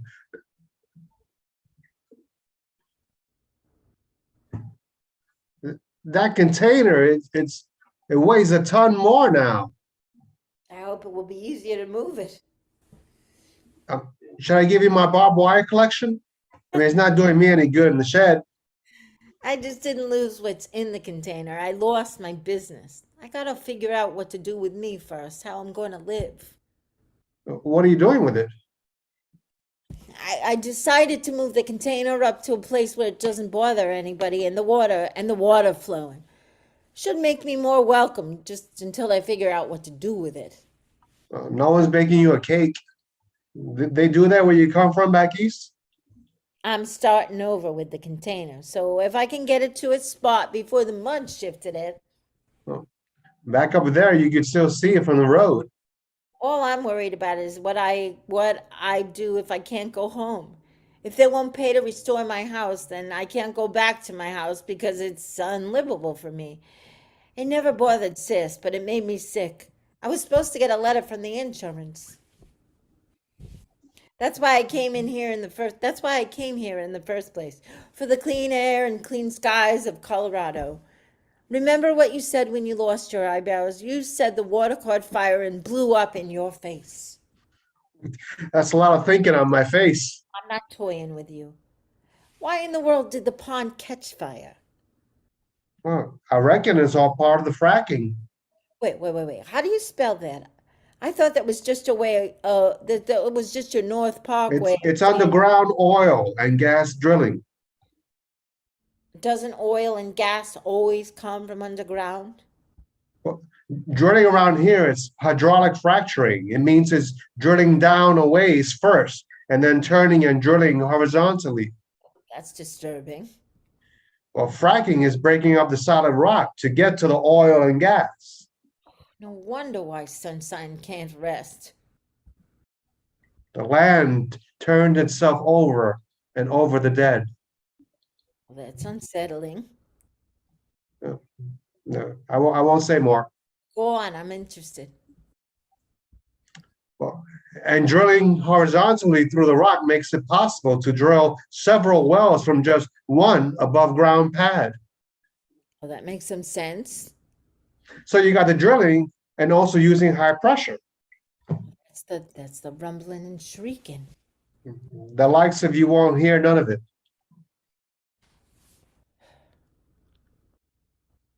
No peace for Mrs. Fisher. Who's that? Keep going. I like learning about this. The drilling, it's deep, down deep. I didn't realize this was going on beneath the surface. You don't need to worry. Unless you're drilling a well in this North Park Basin play. I most certainly am not drilling. But when you talk, I realize that I am interested in what's going on around me, or in this case, underneath me. I'm curious. I guess I like knowing what this land can give and what we can give it and what we can take from it. So what's in those big tanks I see? There, and it's like every ranch has those tanks. Well, the companies that do the drilling have lots of trucks that bring in and out what they need to get the job done. So they fill those tanks with wastewater and sand and chemicals. Did you say chemicals? Common chemicals. Oh dear. Yeah, you find in the same ones got into making your regular everyday things. I didn't know. I expected more out west, but North Park is about cows. Cattle. Oh, we had a wet and stinky winter back east. You're in Colorado now. We produce oil and gas here too. With chemicals and flames. I can see 11 Flares. flares burning what? Methane. Gas! Well, comes up and out, and it burns there where you see the flares. The methane probably comes up in other places too. So like gas bubbled up to the top of the pond water and caught fire. In my face? Uh-huh. It could be methane made the water flammable. Well, but science isn't so sure. I've just had so many issues with the air I breathe. It's really not as idyllic as my doctors told me it would be. I'm in Colorado. Where else can I go? Is nowhere safe and healthy? I didn't used to ask questions about where things come from, but I'm curious. I guess I'm discovering that about myself. I like knowing more. What's really, really important is that we all have clean air, especially where you thought you'd find it out like here. I mean, we should all get to live a healthy life or find health in a healthy place. I've talked so much I've made my skin crawl. Johnson says fracking messes with the ground and what's run is well dry. Let's go to this old man Johnson. He offered me cowboys, and I will get their help to move my container. I'm going to talk to Mr. Johnson about his well and fracking. He's got ideas about what he should see through my window. He's a man to talk to. He's been looking in on me, but I haven't been looking in on him. Can we go in your truck? Scene 3, Mama Eagle's Pride, the next day. You and your home are important to us. Please continue to hold. We are delighted you chose us as your insurance company. Please continue to hold. You are currently the 25th caller in line. Please continue to hold. We continue to hear a faint recorded message, please continue to hold, that repeats. Jane moves her vehicle again so abruptly that she gets stuck in the mud. You are currently the 32nd caller in line. Please continue to hold. What? Wait, what? I've been on the phone for 20 minutes already. How could this get worse? Did any of this get worse? How did any of this get worse? I can't figure anything out until I know what's going on with my house. I'm stuck in the past, so stuck.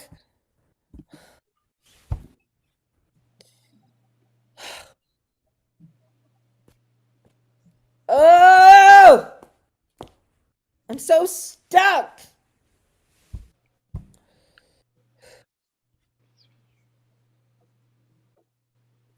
You're exhausted from all you're saying and thinking on. Gonna bubble over. I gave too much of my energy to Sis. Not about your sister anymore. It's about you. You gotta make it about you because no one else will. You like talking to Bill, though. Well, I'm finding that I like talking with people. I'm even good at it. What you doing with your wagon? The antiques used to weigh me down, sucking life out of me so I couldn't breathe. The stories around each piece demanded my attention so much that I had no life of my own. Now, maybe I have my designs, my sewing skills, the clothes I build. Not a secret anymore, it's real.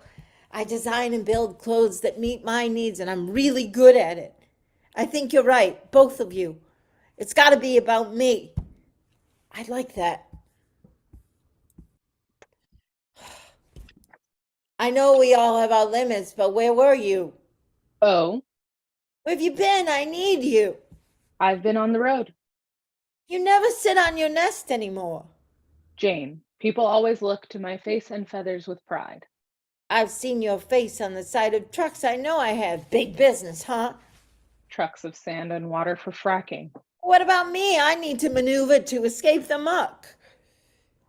I'm stuck in this thick, gooey mud. I agree. Not a very magical position. Stop moving around. Focus on me. I'm very busy, Jane. Why are you talking so tough? I'm building a great energy future for this country. Do you hear this? You are important to us. Please continue to hold. You chose our insurance company. Please continue to hold. Please. 25 minutes of waiting on hold. Yes? Then disconnected. I need the insurance decision. Is going home even an option? Here. Looks corporate. I have an eye for that. It's a letter from the insurance company. I eyed it near the old foreman's house, the one you're renting. It came. When did it? Ugh, doesn't matter. Oh no. It rained and rained, and toxic mold grew up our walls from the water, but the insurance company won't cover the damage to our house. I can't go home. What do I do now?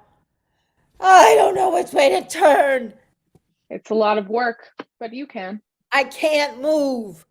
I can't breathe. I can't see. You have to find yourself. Now. Here and now.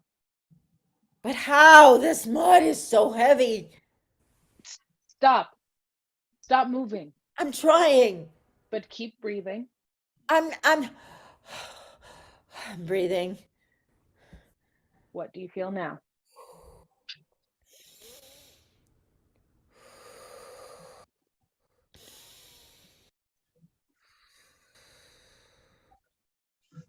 Kind of feel freer, lighter. Your feathers gave me strength to talk to Sis. Really talk to her.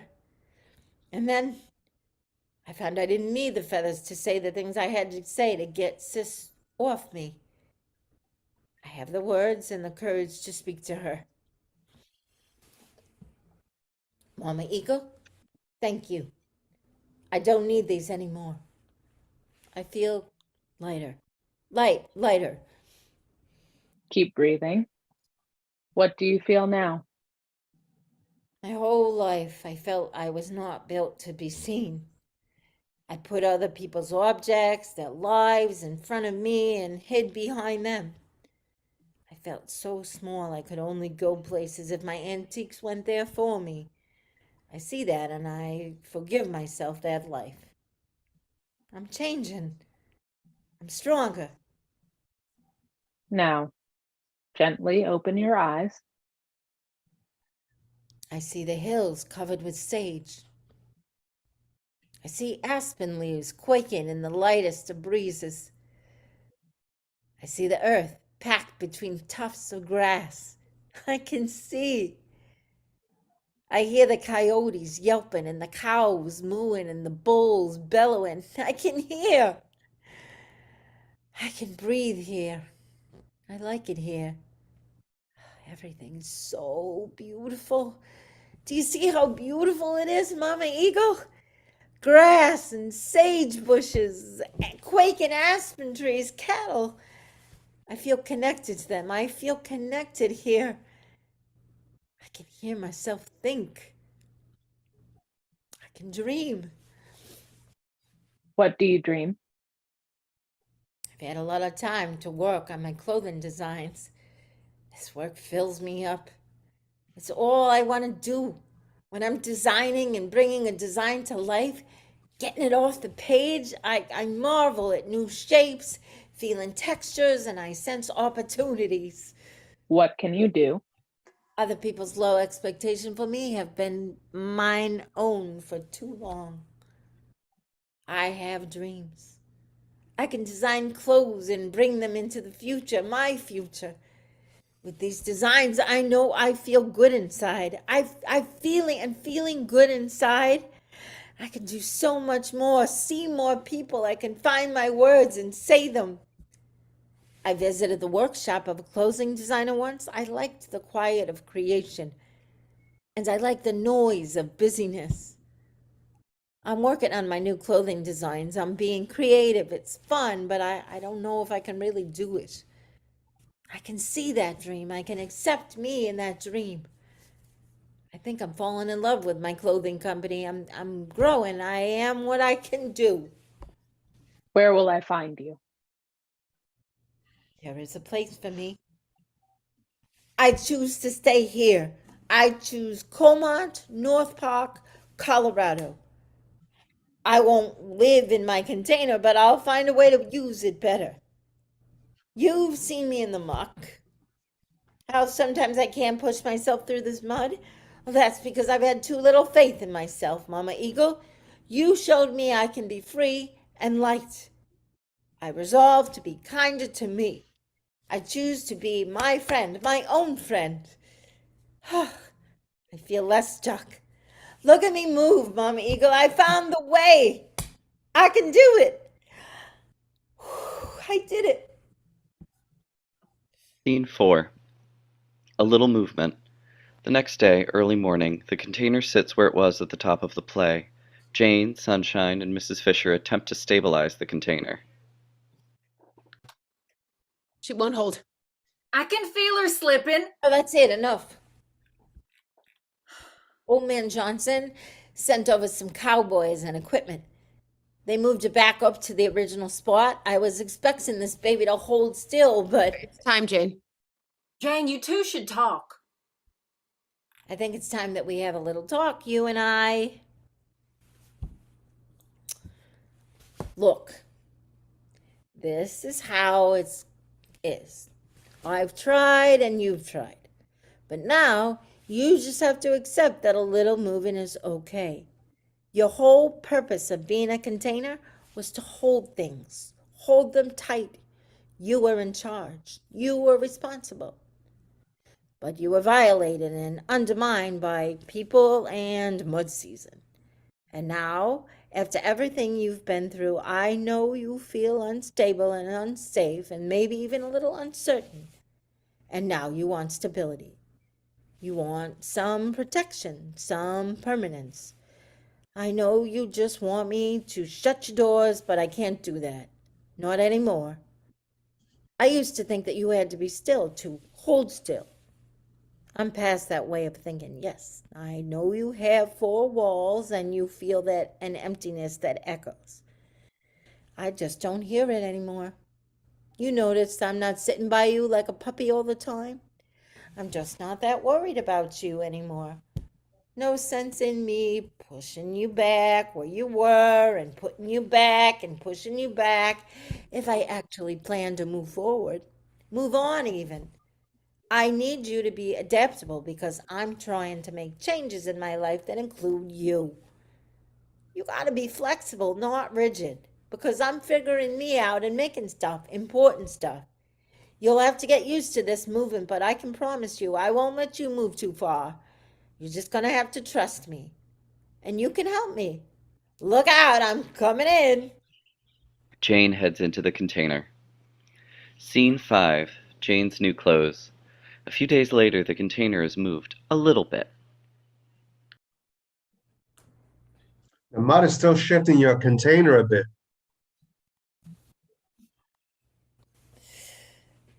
She's able to handle this slippery terrain moving her about. Can still see her from the road. Couldn't miss it unless a man has his hat over his eyes. Thanks for that workbench you built me in the container. You're a great friend. No problem. I want to show you what I've been making in my container. I made them myself, so I'm pretty proud. And I've got these on too. You did this all at my workbench? Ain't that something? Jane's hoping to get herself looked at. Not at all. Shh. Who are you? I reckon the mud's getting to you. Not true. For these clothes, I sourced the best fabrics to be durable and to like the mud. That's the key to life in mud season. Let's show Bill up close. Alrighty. Stop it. Stop it. This ain't about you. Sure ain't. Bill stiffens. Sunshine admires and appreciates Bill's masculinity. Sunshine increases the reveal of her clothing, lifting her skirt, showing off her underclothes. Mrs. Fisher pushes Jane closer to Bill. Look here. Jane's got new clothes on. Jane, your new clothes, they fit all of you. Jane pushes her off. You can get in and out of them. You've been very kind to yourself. You wrap yourself up pretty nice. But I'm asking myself this question. What do we contain versus what do we let out? You're like a miner with new explosives for getting to things, poof, but he never got to before. I'm not sure how you mean that. Sis would know. I'm thinking I've made friends with me. Now I want to be part of this world. Bill, I want to be productive like the ground here and making hay and the sky making rain. Everyone else, they're all ranchers or ranch managers or ranch hands like you. I want to work with my hands too. I want to be productive, but I don't understand how the ranching and the fracking can exist side by side. All the pipes and tanks and gas flares and rigs. Fracking, as far as the eye can see, ruins the beautiful landscape. And Bill, I'm worried for this place. Change is pretty constant in the West. Always has been. We get plenty of outsiders coming in who are looking to get away, like you were, or looking for adventure. We got new stuff happening, like fracking and development. We layer the old and the new. That's the West. Well, the footprints of fracking is huge. There are trade-offs. Fracking brings prosperity to the park. Only to the ones who own their mineral rights. You told me that. Well, Old Man Johnson's got wells on his ranch. His kids ain't got to work a day in their lives. Johnson also said fracking ran his well dry and messes with the ground. They're good people. I'm sure they are. Fracking brings jobs here. Does it though? A dozen wells and I don't see a single human. Well, it did bring jobs. I mean, I laid pipe. I haul sand and water. I mean, I tried to make a living. And now? I'm still trying. We built them so they last 50 years. Now there's no more work for us. You know, all that rumbling under here makes it hard for us to rest. This drilling is everywhere. And up here, nothing seems to be in the same place from one day to the next. The drilling goes wide and deep. Sunshine really sells deep and runs her hands almost over Bill's good shapes. Is it healthy to breathe the methane and drink from my well? It should be. And you just caught on fire. I love this land. I also have to be practical. Well, why don't you know more about fracking? When am I to know it, Jane? I got 2 kids I got to feed and follow. I got to keep working and working this land because chances of comment heaven are slim. Well, I have to have hope for the future, for my future. The West may be wild for you, but for me, it's only meh. I'm stuck here in North Park only watching the West happen. I want it to be wild for me, too. Live here, even. I have to work my way in. How can I fulfill my dreams if this place is crumbling? So now you're looking for new adventures. The clothes I made, these clothes, are perfect for the mud and perfect for me. Fine, but what's next for me here in the West? Bill, I'm worried. I'm worried for me here. There's something you're hoping for? Go on then. I believe I'm good enough to make my clothing designs for other people. Other people who look like you? People who look like me. Darn, you know what I mean. Say what you mean. I mean other disabled people like you. I mean, sounds like you know what you're looking for. I have a special bond with my container and a dream. We're gonna get it done. Scene 6, Karaoke. A few weeks later, evening at Cattleman's Bar and Grill, Jane sits at a table with an empty glass waiting for no one except the bartender.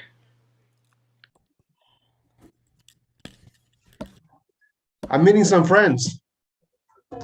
Good to see you here. This your first time here at Cattleman's Bar? Sure is. Welcome. I don't have to talk about sports, do I? Just show up.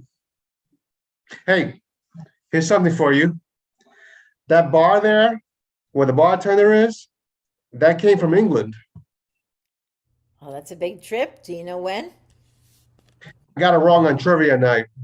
So now I remember it was 1860. Just in time for the Homesteaders. The Homestead Act was 1862. Yeah, must have been tough. Can't imagine surviving here back then. I'm going to remember how good you are with your dates. I was wondering, does Cattleman's have a karaoke night? Saturday nights, sure. And I'll be back. It's not for me, though. It's nice in here. Comfortable. Not too loud. It's still early. Oh, that's what I wanted. No shame in drinking alone. I wanted to get situated before it got crowded. It'll be standing room only soon enough. They get people in here who've had a rough day and also people who've had a day like any other day. What kind of day did you have? Not too bad, you know. You? Pretty good. I never thought I'd come in here, but here I am. Lately, I've got a lot more energy than I used to have, and I want to hang with new people. Maybe I'll even live longer if I do. Is that a thing? I bet that's a thing. Some locals come in here so thirsty they drink with their eyes first. You fit in here just fine. Actually, I feel fine. Bill sees some friends enter and he stands. Stick around, okay? I'll introduce you to these people. I will. Thanks. Scene 7, Rehearsal, Bury the Hatchet. A few days later, Jane sits outside her container, which has moved. She holds her book of designs. Can you confirm for me you do small volume production, like 10 or 50? 10 to 50? Oh, good, good. I am excited by your experience manufacturing adaptive clothing, and I do want your platform to match my brand with suppliers. I'll look forward to receiving your email.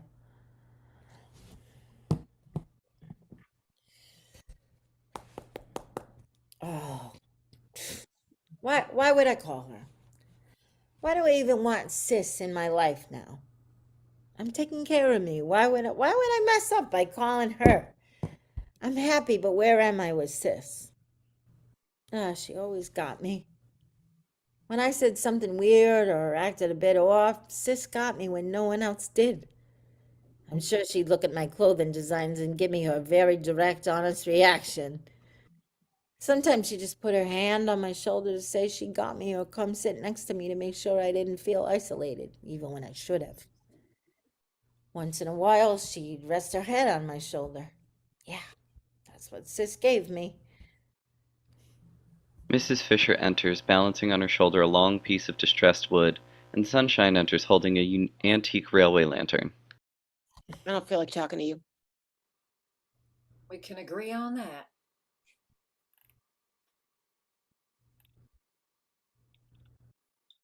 I'm so tired. Can't sleep. Can't rest. Nope. No rest. It's a big mess out here on this land, where we worked till we sank to our knees. The way it once went is long ago gone. Now we'll walk till we rest us in peace. Jane's saying I'm disturbed by frickin'. I love this land. It's my home. Walking fences and ditches and over the gate. Walking with beauty and in awe of the night. Then round the next bend to everyone's fate till sweet Mother Earth holds us tight. She's got us talking to each other, so we'll leave her alone. She does. We are. Back when Mr. Fisher and I made it out this far, I swear the ground got harder. Life is hard. And you're Mr. Fisher? It's the first right thing you said. My Mr. Fisher. Yes, ma'am. Whatever way did he go? You never heard talk? Mr. and Fisher and me, we didn't get to keep the land we stuck out. I didn't rightly know that. I'm sorry. Mr. Fisher liked to say the homestead failed due to he wasn't well liked. Because of him being German and all the other being Swedes, so they wouldn't help us out. Wait, that's something. I like to think it was his drinking they didn't like. Well, that do sound more likely. It all got all too hard for Mr. Fisher. It was all so hard. He never could fill himself up enough to be happy. Never enough to be happy. Or better now. Better. Scene 8. Shine Me on Me. The same day, Jane enters from her container, which is moved. Get out! Get out, the two of you. I can't work with you around. Mrs. Fisher and Sunshine tumble out. You been in there all this time? The container is my workshop. We're united. You hiding in there? She is a safe place for me to explore my creativity and design. I have founded a clothing company with my designs for disabled people and others with different bodies. My clothing designs aren't good for everybody, but I'm so happy that they're good for some bodies. Who does that sort of thing around these parts? This I know how to do. I'm really good at it. I already built a successful business and I can do it again. Were those fine garments on that you built yourself? Now I'm not squirming or uncomfortable or cold or bothered when I'm sticky with mud. Now I can think straight. Every one of us must give our best impression in every way possible so we won't be misunderstood. Look at you shining bright. I feel ready to be seen. Yes, I'm ready for my designs to be judged. Wait. What if I try and I fail? Fail somewhere else. Fail something else. Mr. and Fisher and me, we didn't get to keep the land we staked out. Your homestead failed? Mr. Fisher was a good man. But no good for the work. Not for the work. Whether you get it right all the time doesn't matter. What we get from what we do determines our true measure. I will measure up. I trust myself to do this. I want to support your work. Will you put your face on my company? As an incubator for growth, I will. My clothing company makes my life so meaningful. Mrs. Fisher picks up the wood, and Sunshine picks up the old railway lantern. I reckon Jane's gonna shine. We got eyes on you, girl. Scene 9. Rounding up. A few days later, at the end of the workday, a mound of fresh dirt sits alone like a small grave. Jane sits surrounded by a couple of 5-gallon water bottles. She holds the hose filling. Bill enters with a couple more. With your head in the clouds, you look like you could fill them up all day. I was thinking. Well, I hope you're done because These are all the water bottles I got. I'll swing around to get them when I get done rounding up those strays.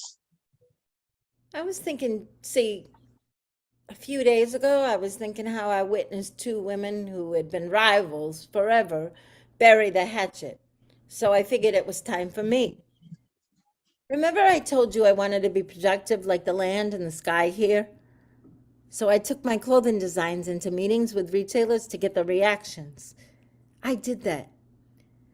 I learned I'm ready to be front woman on my clothing brand. Do you think there's a lot of people needing what you're selling? Oh, yeah. The industry has ignored the needs of disabled people and those with body differences. The clothes I make, like these clothes I'm wearing, are perfect to the mud and built for the outdoors. I am serving other people who need better stuff like I do. So you know how to do this. I know what I'm doing, and I'm learning what I don't know yet. Then we got a new business right here in this ranching community. My designs are clothing and fabric are inspired by Colmont North Park. Oh yeah? What parts? The grass, the sage bushes, the quaking aspen trees, even the cattle. I feel connected to them. I feel connected here. North Park's harsh conditions and the hard work it takes to inspire me, and also the beauty of the mountains, the sky, and even the horizon on the sun at sunset. I'm pushing myself, and I'm designing to reflect all that. Capturing the West. What are you calling it? There are mainstream brands like Amazon and Target and others that are more sophisticated. City. My brand is rural and functional, so my brand is rustic funk. Funk like functional. Like stretching the saddle. Nice work. Hey, I gotta run. Thanks for doing the filling. I'll swing around again when I get done out on County Road 26. I saw some mama and baby cows wandering around across the road. Yeah, neighbors spotted a few strays at the old coal mine walking around by the pit, and a few pairs that you've seen grazing at the edge of those oil rigs. Whose are they? Mr. Johnson's men said they're missing a few pairs. Got to get a look at them to see. You're so nice to everyone. It's good work.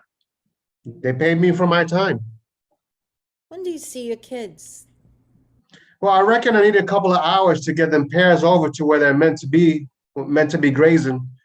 So it'll be the end of the day before I get home. You have to let me do something other than give you water, Bill. Without the workbench you made me, I couldn't do what I'm doing. Let me help you with your kids.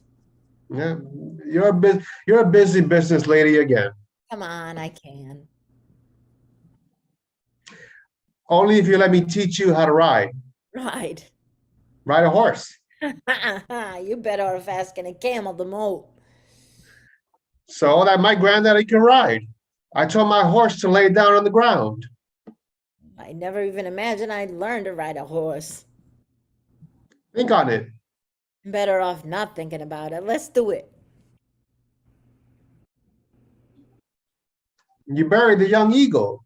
I could have done that for you. I had to be the one to do it.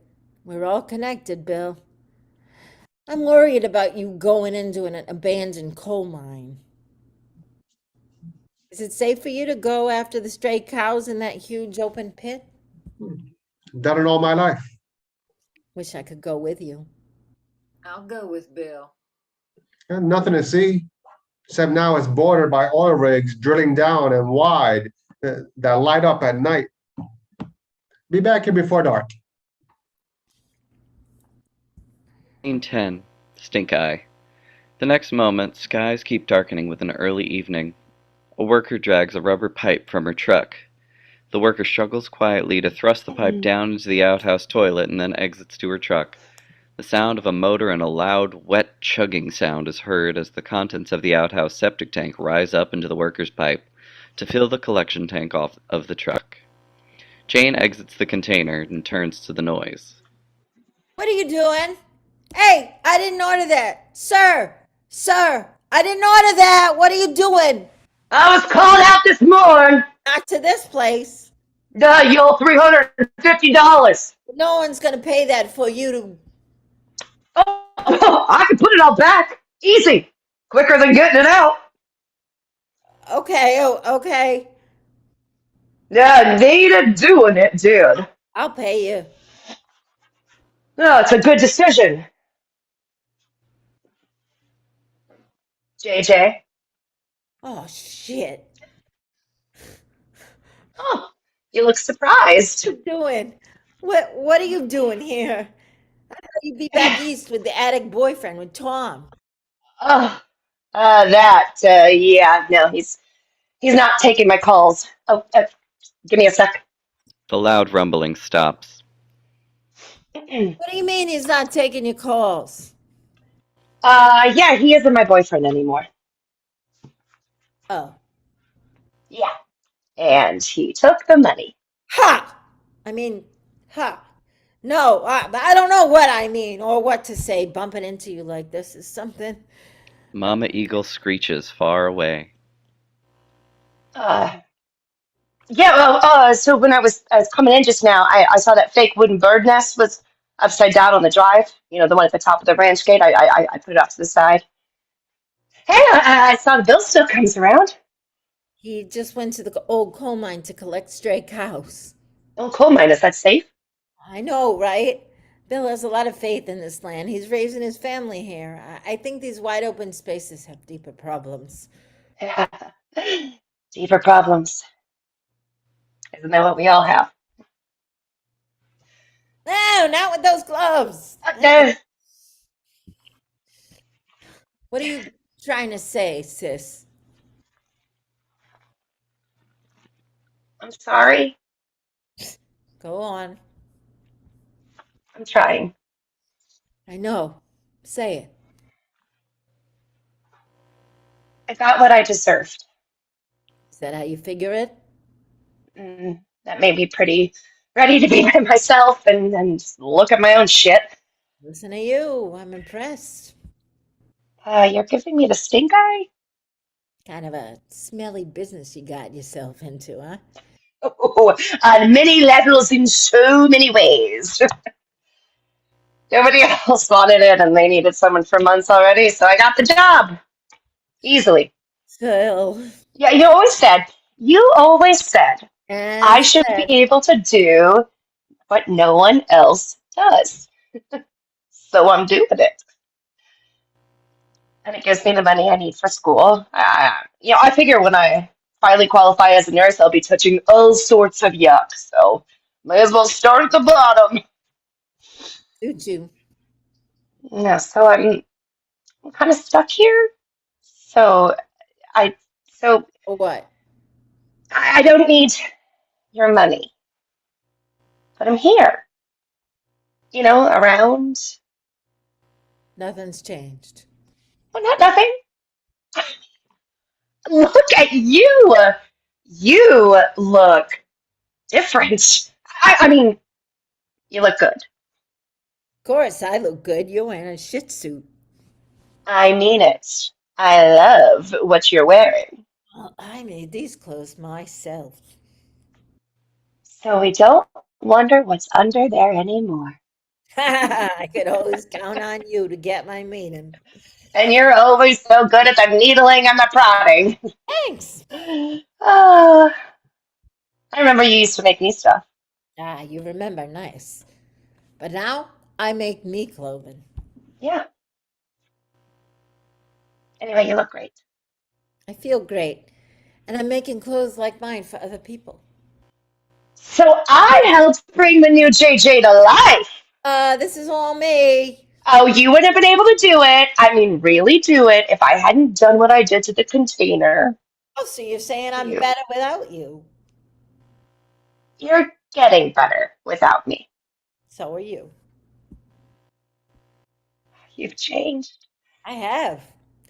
I'm building partnerships. I started working with a platform that does a lot of the hard work for me. I've created a life I love, and I take all the credit. Okay. I feel that I should keep focusing on my energy on what's important. Me. So you're abandoning me. I'm not abandoning you. I still care about you. And I still care about you. Exactly. I'm just not taking care of you. I find that I must loosen our ties. Okay, so you're punishing me still. I'm not still angry and I'm not punishing you. I guess the best word for what I'm choosing to do with you, with us, is disentangle. Yes, that's the word I'm looking for. Disentangle. I feel that taking care of me includes not letting what happened bring me down. Sis, I also appreciate the part I've played in what's happened to us. I can see that. Bumping into you is like this is one thing. I'm enjoying it. But I determined we could do more. Make things better. Build something healthier between us. Yeah, like a little more. Safer, better, more. No, no, not much more, but more. You know you can call me if you want. Or me, too. Same. Where will you be? There is a place for me here. Hmm. I am important. I'm doing important work. I'm someone. I choose to stay here. I got this place, the old foreman's ranch, for as long as I want it. Mama Eagle screams. And in this moment, I swear Oh, is this a moment? I swear I'd kick you if I could. Kidding. I'm kidding. This is a good moment. It is. This is my moment. Sis begins to embrace Jane, who resists for a shih tzu laugh. Jane leans into the embrace. Scene 11. Screams and scratches. A few moments later, it gets darker. Sounds of birds suddenly flying out of trees. Mama Eagle's screams get louder, closer. I wonder what shook up your nest. Multiple eagles and vultures scream. Red-tailed hawks screech. It gets darker. I don't like what I'm feeling. It's gotta be the weather coming in. Something's breaking into the hum out here. Like the echo of something good and something bad rumbling to the surface. The deafening sound of a nearby explosion and the rumbling of an earthquake, followed by the miserable sound of conflagration and destruction, crashing, metal bending and falling. Birds go crazy loud. No, no, no, no! Over there, the coal mine. Oh, that's Bill. Like an earthquake. It's not stopping. More explosions. I told him not to go. There's 2 oil platforms out there. I knew it. I just knew it. Oh, pipes run underground. That's where Bill is. I should go. I'm going. I would go. Bill's out there. No, it's not safe. No, find Bill. Mama Eagle screams and screeches. Please find Bill. Scene 12. Lost and found. Mama Eagle explodes onto the stage, their feathers in disarray. They bring a faint sound of a Geiger counter clicking that slowly fades. Sunshine staggers in, ripped, broken, and covered in ash and debris as she's been blown apart. I'm broken. It's my fault. It's my fault you followed Bill over the edge to the pit. Chaos. Mrs. Fisher enters quickly, holding the fallen wooden nest. I was on him, Jane. I was on Bill with him. Then I lost him. Bill's gone? He's dead? The earth moved and the mud sank. Right below me. I tried. No hope. Methane gas, pressure leaking underground, and a pipeline, and a spark. Bang, rumble, crashing and cracking, terror. Fire, fire, fire in the ground, shaking in a hot blast, and a thick smoke, and the pit rumbling and rumbling and crumbled, and a landslide, earth rumble, Bill! Bill was trapped. He said he'd be back here at the end of the day. But now Bill's never coming back. I feel violated. Sound of whistling and yelling of a cattle drive sounds escalate. Yeah, yeah, phew. Yeah, here. Bill enters ashen, ripped, broken, and covered in ash and debris. He is barefoot. A faint jingle sound is heard. Bill, you're here. But you're dead. The jingling of boot spurs striking the ground is heard with Bill's steps. I don't remember you being so noisy. Bill handsome. There's some ornery beasts need moving, so I put on my spurs. You're not wearing boots. Sure I am. You heard me coming, right? How did you find us? I walk the hills of sage I know so well, and ride the grassy meadows' glories. You're as dead as the rest. Everything is not going to be okay. Nothing is okay. The folk here, they gotta heard this here explosion. They gotta learn how we lost Bill to this explosion, and they gotta feel Bill gone. They got to feel all of it. I feel your fight. I never felt like this before. These hills have eyes. I had to put on better clothes to be better and do better. I'm seeing more. We know too little, and too few of us know anything at all about what's going on. I will stop the ignorance by asking questions. What other risks does fracking pose to our health and to the environment? Them things make you want to scream, so let it out. I get that people have the right to use their mineral rights, and oil and gas companies have the goal to drill and prosper. I get that. But I figure we also have the right to breathe clean air and to be safe all the time, not just some of the time. These issues run through you, your history and your future. What keeps you all here? Why aren't we talking about it?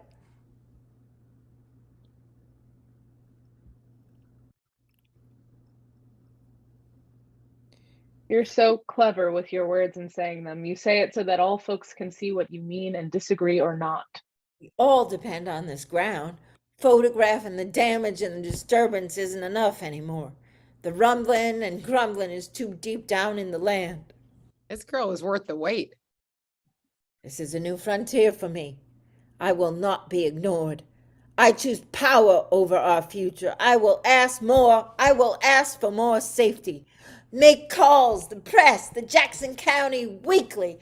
Call the national papers and networks, organize, lobby. Mama Eagle, you do social media. Mrs. Fisher, we organize the people, the work to be done. I'll get Sis to reach Bill's representative. Sunshine, you and I will talk to Bill's kids. Oh, Bill's kids. They have a right to grow up safe and healthy. Mrs. Fisher, we did it. Jane can handle this. Our girl's good for it. No matter what you see when you look out your window, I urge you to listen to me and listen to the explosion that took Bill. So we can begin to make these issues a community discussion. We have to act so we can live here without blowing ourselves up. We can't poison one piece of nature and not expect something else to suffer. We're all connected. You can't take your rifle and point at an animal, shoot on him, and then say, I'm sorry. Here in North Park, the altitude's high. The mountains grow tall on the rim. I gotta keep working and working this land, because chances of comment heaven are slim. I thought I would go with a whimper and a glass-eyed stare for my horse, with the wind and the rain in a shiver, and the stillness of the land, of course. But you heard the blast I just felt instead, and the tremors and pains in my gut. The land turns itself over and over the dead.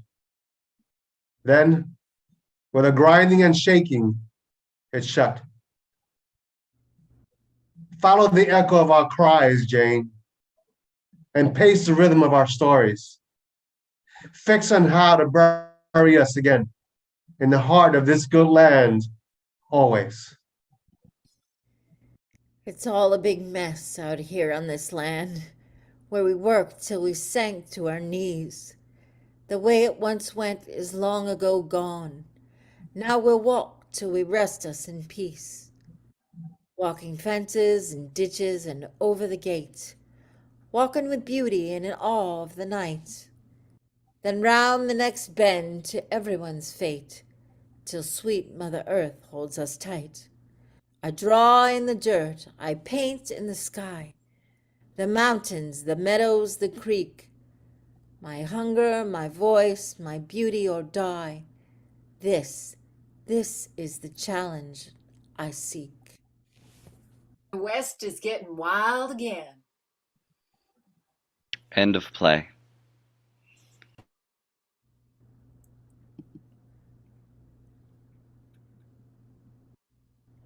Hi, folks. Let's give a big round of applause to our performers this evening. If you'd all like to come on and take a bow, thank you so much. Beautiful work, everybody. And a big thank you to you, our audience, for tuning in to Felice Locker's Mud Season. If you'd like to stick around for a post-show discussion, Felice and I will be taking comments in the chat box. And while we wait for comments to roll in, I'd like to give our fantastic playwright Felice the opportunity to talk a little bit about her experience with Skeleton Rep. Some of our viewers this evening may know, and some may not, that here at Skeleton Rep, the script editing process starts long before we start rehearsals.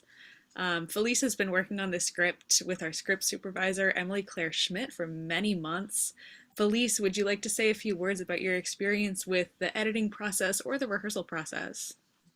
Yes. I hope everybody enjoyed the Salon reading of Mud Season. And I am so appreciative of the dedicated time and the dedicated effort that I got from the team, from Emily, from Ria, and later from these amazingly talented actors. Everybody gave me their questions, their guidance. They challenged me and they emboldened me. And I was stimulated day after day, month after month to rewrite. As simple as that sounds, it's taking your darlings and looking at them and turning them around and flipping them out and flipping them over and letting them go and write new words. And I generated pages and pages and pages that were new. And then as part of the process, I cut and cut and cut from both new and old. The process was very, very satisfying. It was very gratifying. And I'm going to be very grateful to the Skeleton Rep for a very long time. Oh, that's so kind. Thank you. It's been such a joy to work on this piece with you and to feel your spirit, not only in the rehearsal room, but also through your words on paper. We do have some comments in our YouTube chat box. We have a hearty congratulations, all. Well done. Great work.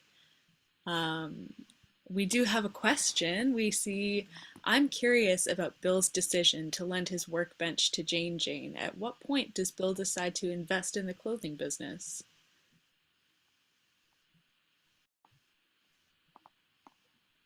So it wasn't a loan. He built it for her. Mm-hmm. And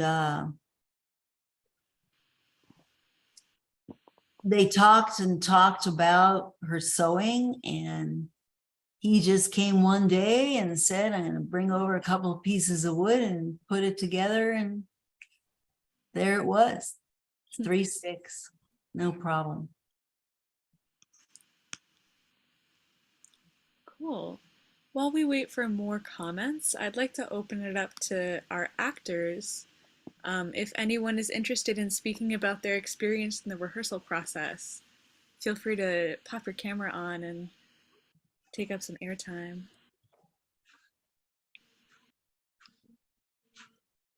While actors are doing that, if anyone wants to pop in, go for it. I'll jump in and say, like, hello, I'm Ria.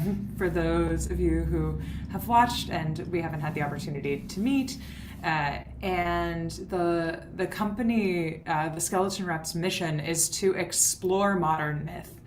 And sometimes that means taking myths from the past and bringing them into the present, but often what I find is so much more exciting and generates really provoking work is when we explore what is mythical about our own age and put that on stage. And that was something that attracted me in our reading team this year to Felice's incredible play is America is sort of a unique place in that we don't have our own mythology. We have myths, sort of, and we have legends, and we have legendary figures, but we don't have an inherent mythology in the same way as other parts of the world. And so when Felice's play came across us and her capacity to mix a contemporary American moment with a classical American landscape, as well as such a high point in American history, the frontiers people, as well as cowboy culture, and then how that meets with an East Coast vibe. It was just really exciting for me as someone who wants to look at what does it mean to really take characters and lift them up into something and not just drag them down to us. So that was something that I had a lot of fun working on with you, Felice.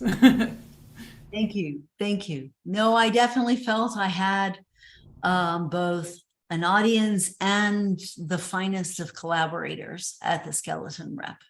It's been an honor. Bill, do you have something to add? Yeah. In regards to the rehearsal process, I wanted to say quick. One thing that stood out for me was that I thought it was very beautiful how the dialogue, the poetry was integrated into the dialogue.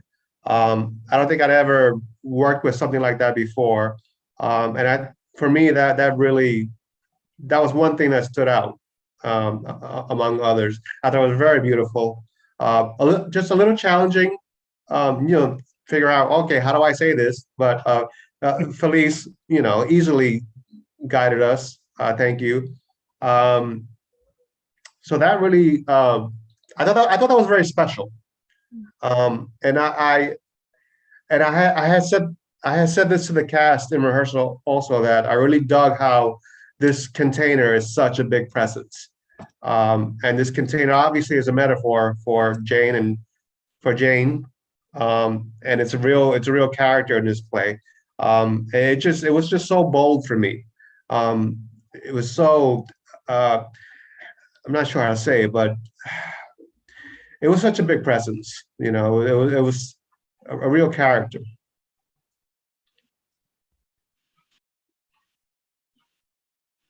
Thank you.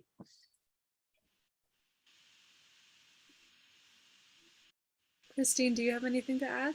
Yeah, I do. First of all, I've had a great time working on this. It's funny because I had so much to do and so many different places to go that I don't think that it's really sunk in yet to me fully, right? I just feel like Jane is so complex, and the things that she's dealing with are complex, and the relationships are everything's complex. The relationship with the land, the relationship with her sister, the relationship with Bill, the relationship with herself. I mean, there's so much there.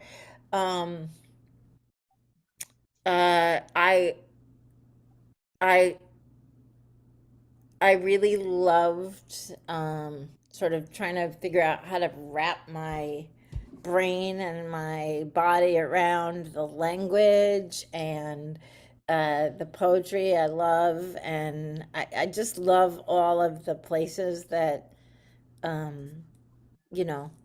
I was allowed to go to, and dealing with the women. I like the fact that there's only one man in the play, right? I love it. And I love that all of the women are strong and capable and in their own way, right? They all have even Sis in her own way has quite the sense of self.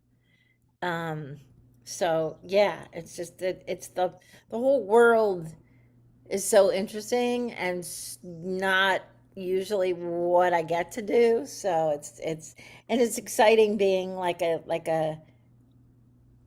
feeling like an outsider in a place, in a place, and having to and creating a going from what is known and comfortable, sort of staying with the devil and making the decision to not stay with the devil, you know, and really, venturing out into the unknown. And so yeah, no, I've had a great time, and I look so forward to seeing where where you take this, Felice. Awesome. Thanks, Christine. I just wanted to say something about the process this week, and specifically about the writing process of it. It was really interesting. I think we started about a week and a half ago, maybe, is the cast looking at it, and it's completely changed in some ways. We lost characters. I think we gained a character, maybe, I'm not sure, but I really admire you taking really big swings as we're reading it and just seeing kind of what, trying all sorts of different things. I think not being so precious about things, as a writer is a great talent and a great skill to be able to just, you were talking about throwing out your babies, but sometimes it's better without that baby. So it was really lovely to see it as it's moved along. And I like Christine was just saying, I love to see where it goes. So Thank you, Haneen. We've got a couple more comments in our chat. We have some compliments. So enjoy this. Poetry was great. I was completely convinced that each actor was the character. I forgot they were acting. And then we have two questions. We have for Felice, if you're able to talk about the casualties of fracking, are there incidences similar to what happened to Bill in the play, or is the damage largely environmental? Yes, people can lose their lives. People can be poisoned. People have their water polluted. There are fires very much like the fire in the pond that when Bill dropped a cigarette in, there is the rumbling and disturbance to the graves, but the actual event that took place is a word that was used as conflagration. So in a sense, it was a merger of many examples of the damage to humans and the environment all thrown in together, but feasible in that landscape and with the coal mine and with the rigs.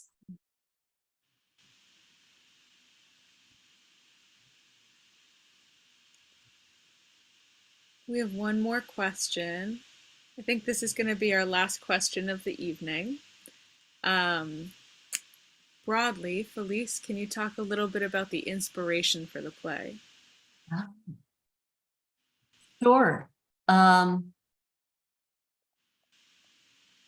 moved to Colorado about 16 years ago, and I spent a lot of time in this landscape in northern Colorado, and I've met the people, I've met the ghosts, I've seen the homesteader's cabin, I've seen the past, and I've questioned the future. So the beauty is there. I love it through every season, and I couldn't resist the mud as a metaphor. I love it. That great question. Thank you. Well, folks, that is the end of our talkback today. In order to keep up with us, please check out our website, www.skeletonrep.org. We appreciate you spending your Saturday evening supporting new work and the exploration of modern myth. Ria, do you have any closing thoughts for tonight? It's Wednesday, so thank you for joining us on a Wednesday. And we have got, Haneen, you are mesmerizing. I first saw you in Esther and Vashti. Yes, that was another comment that drifted in.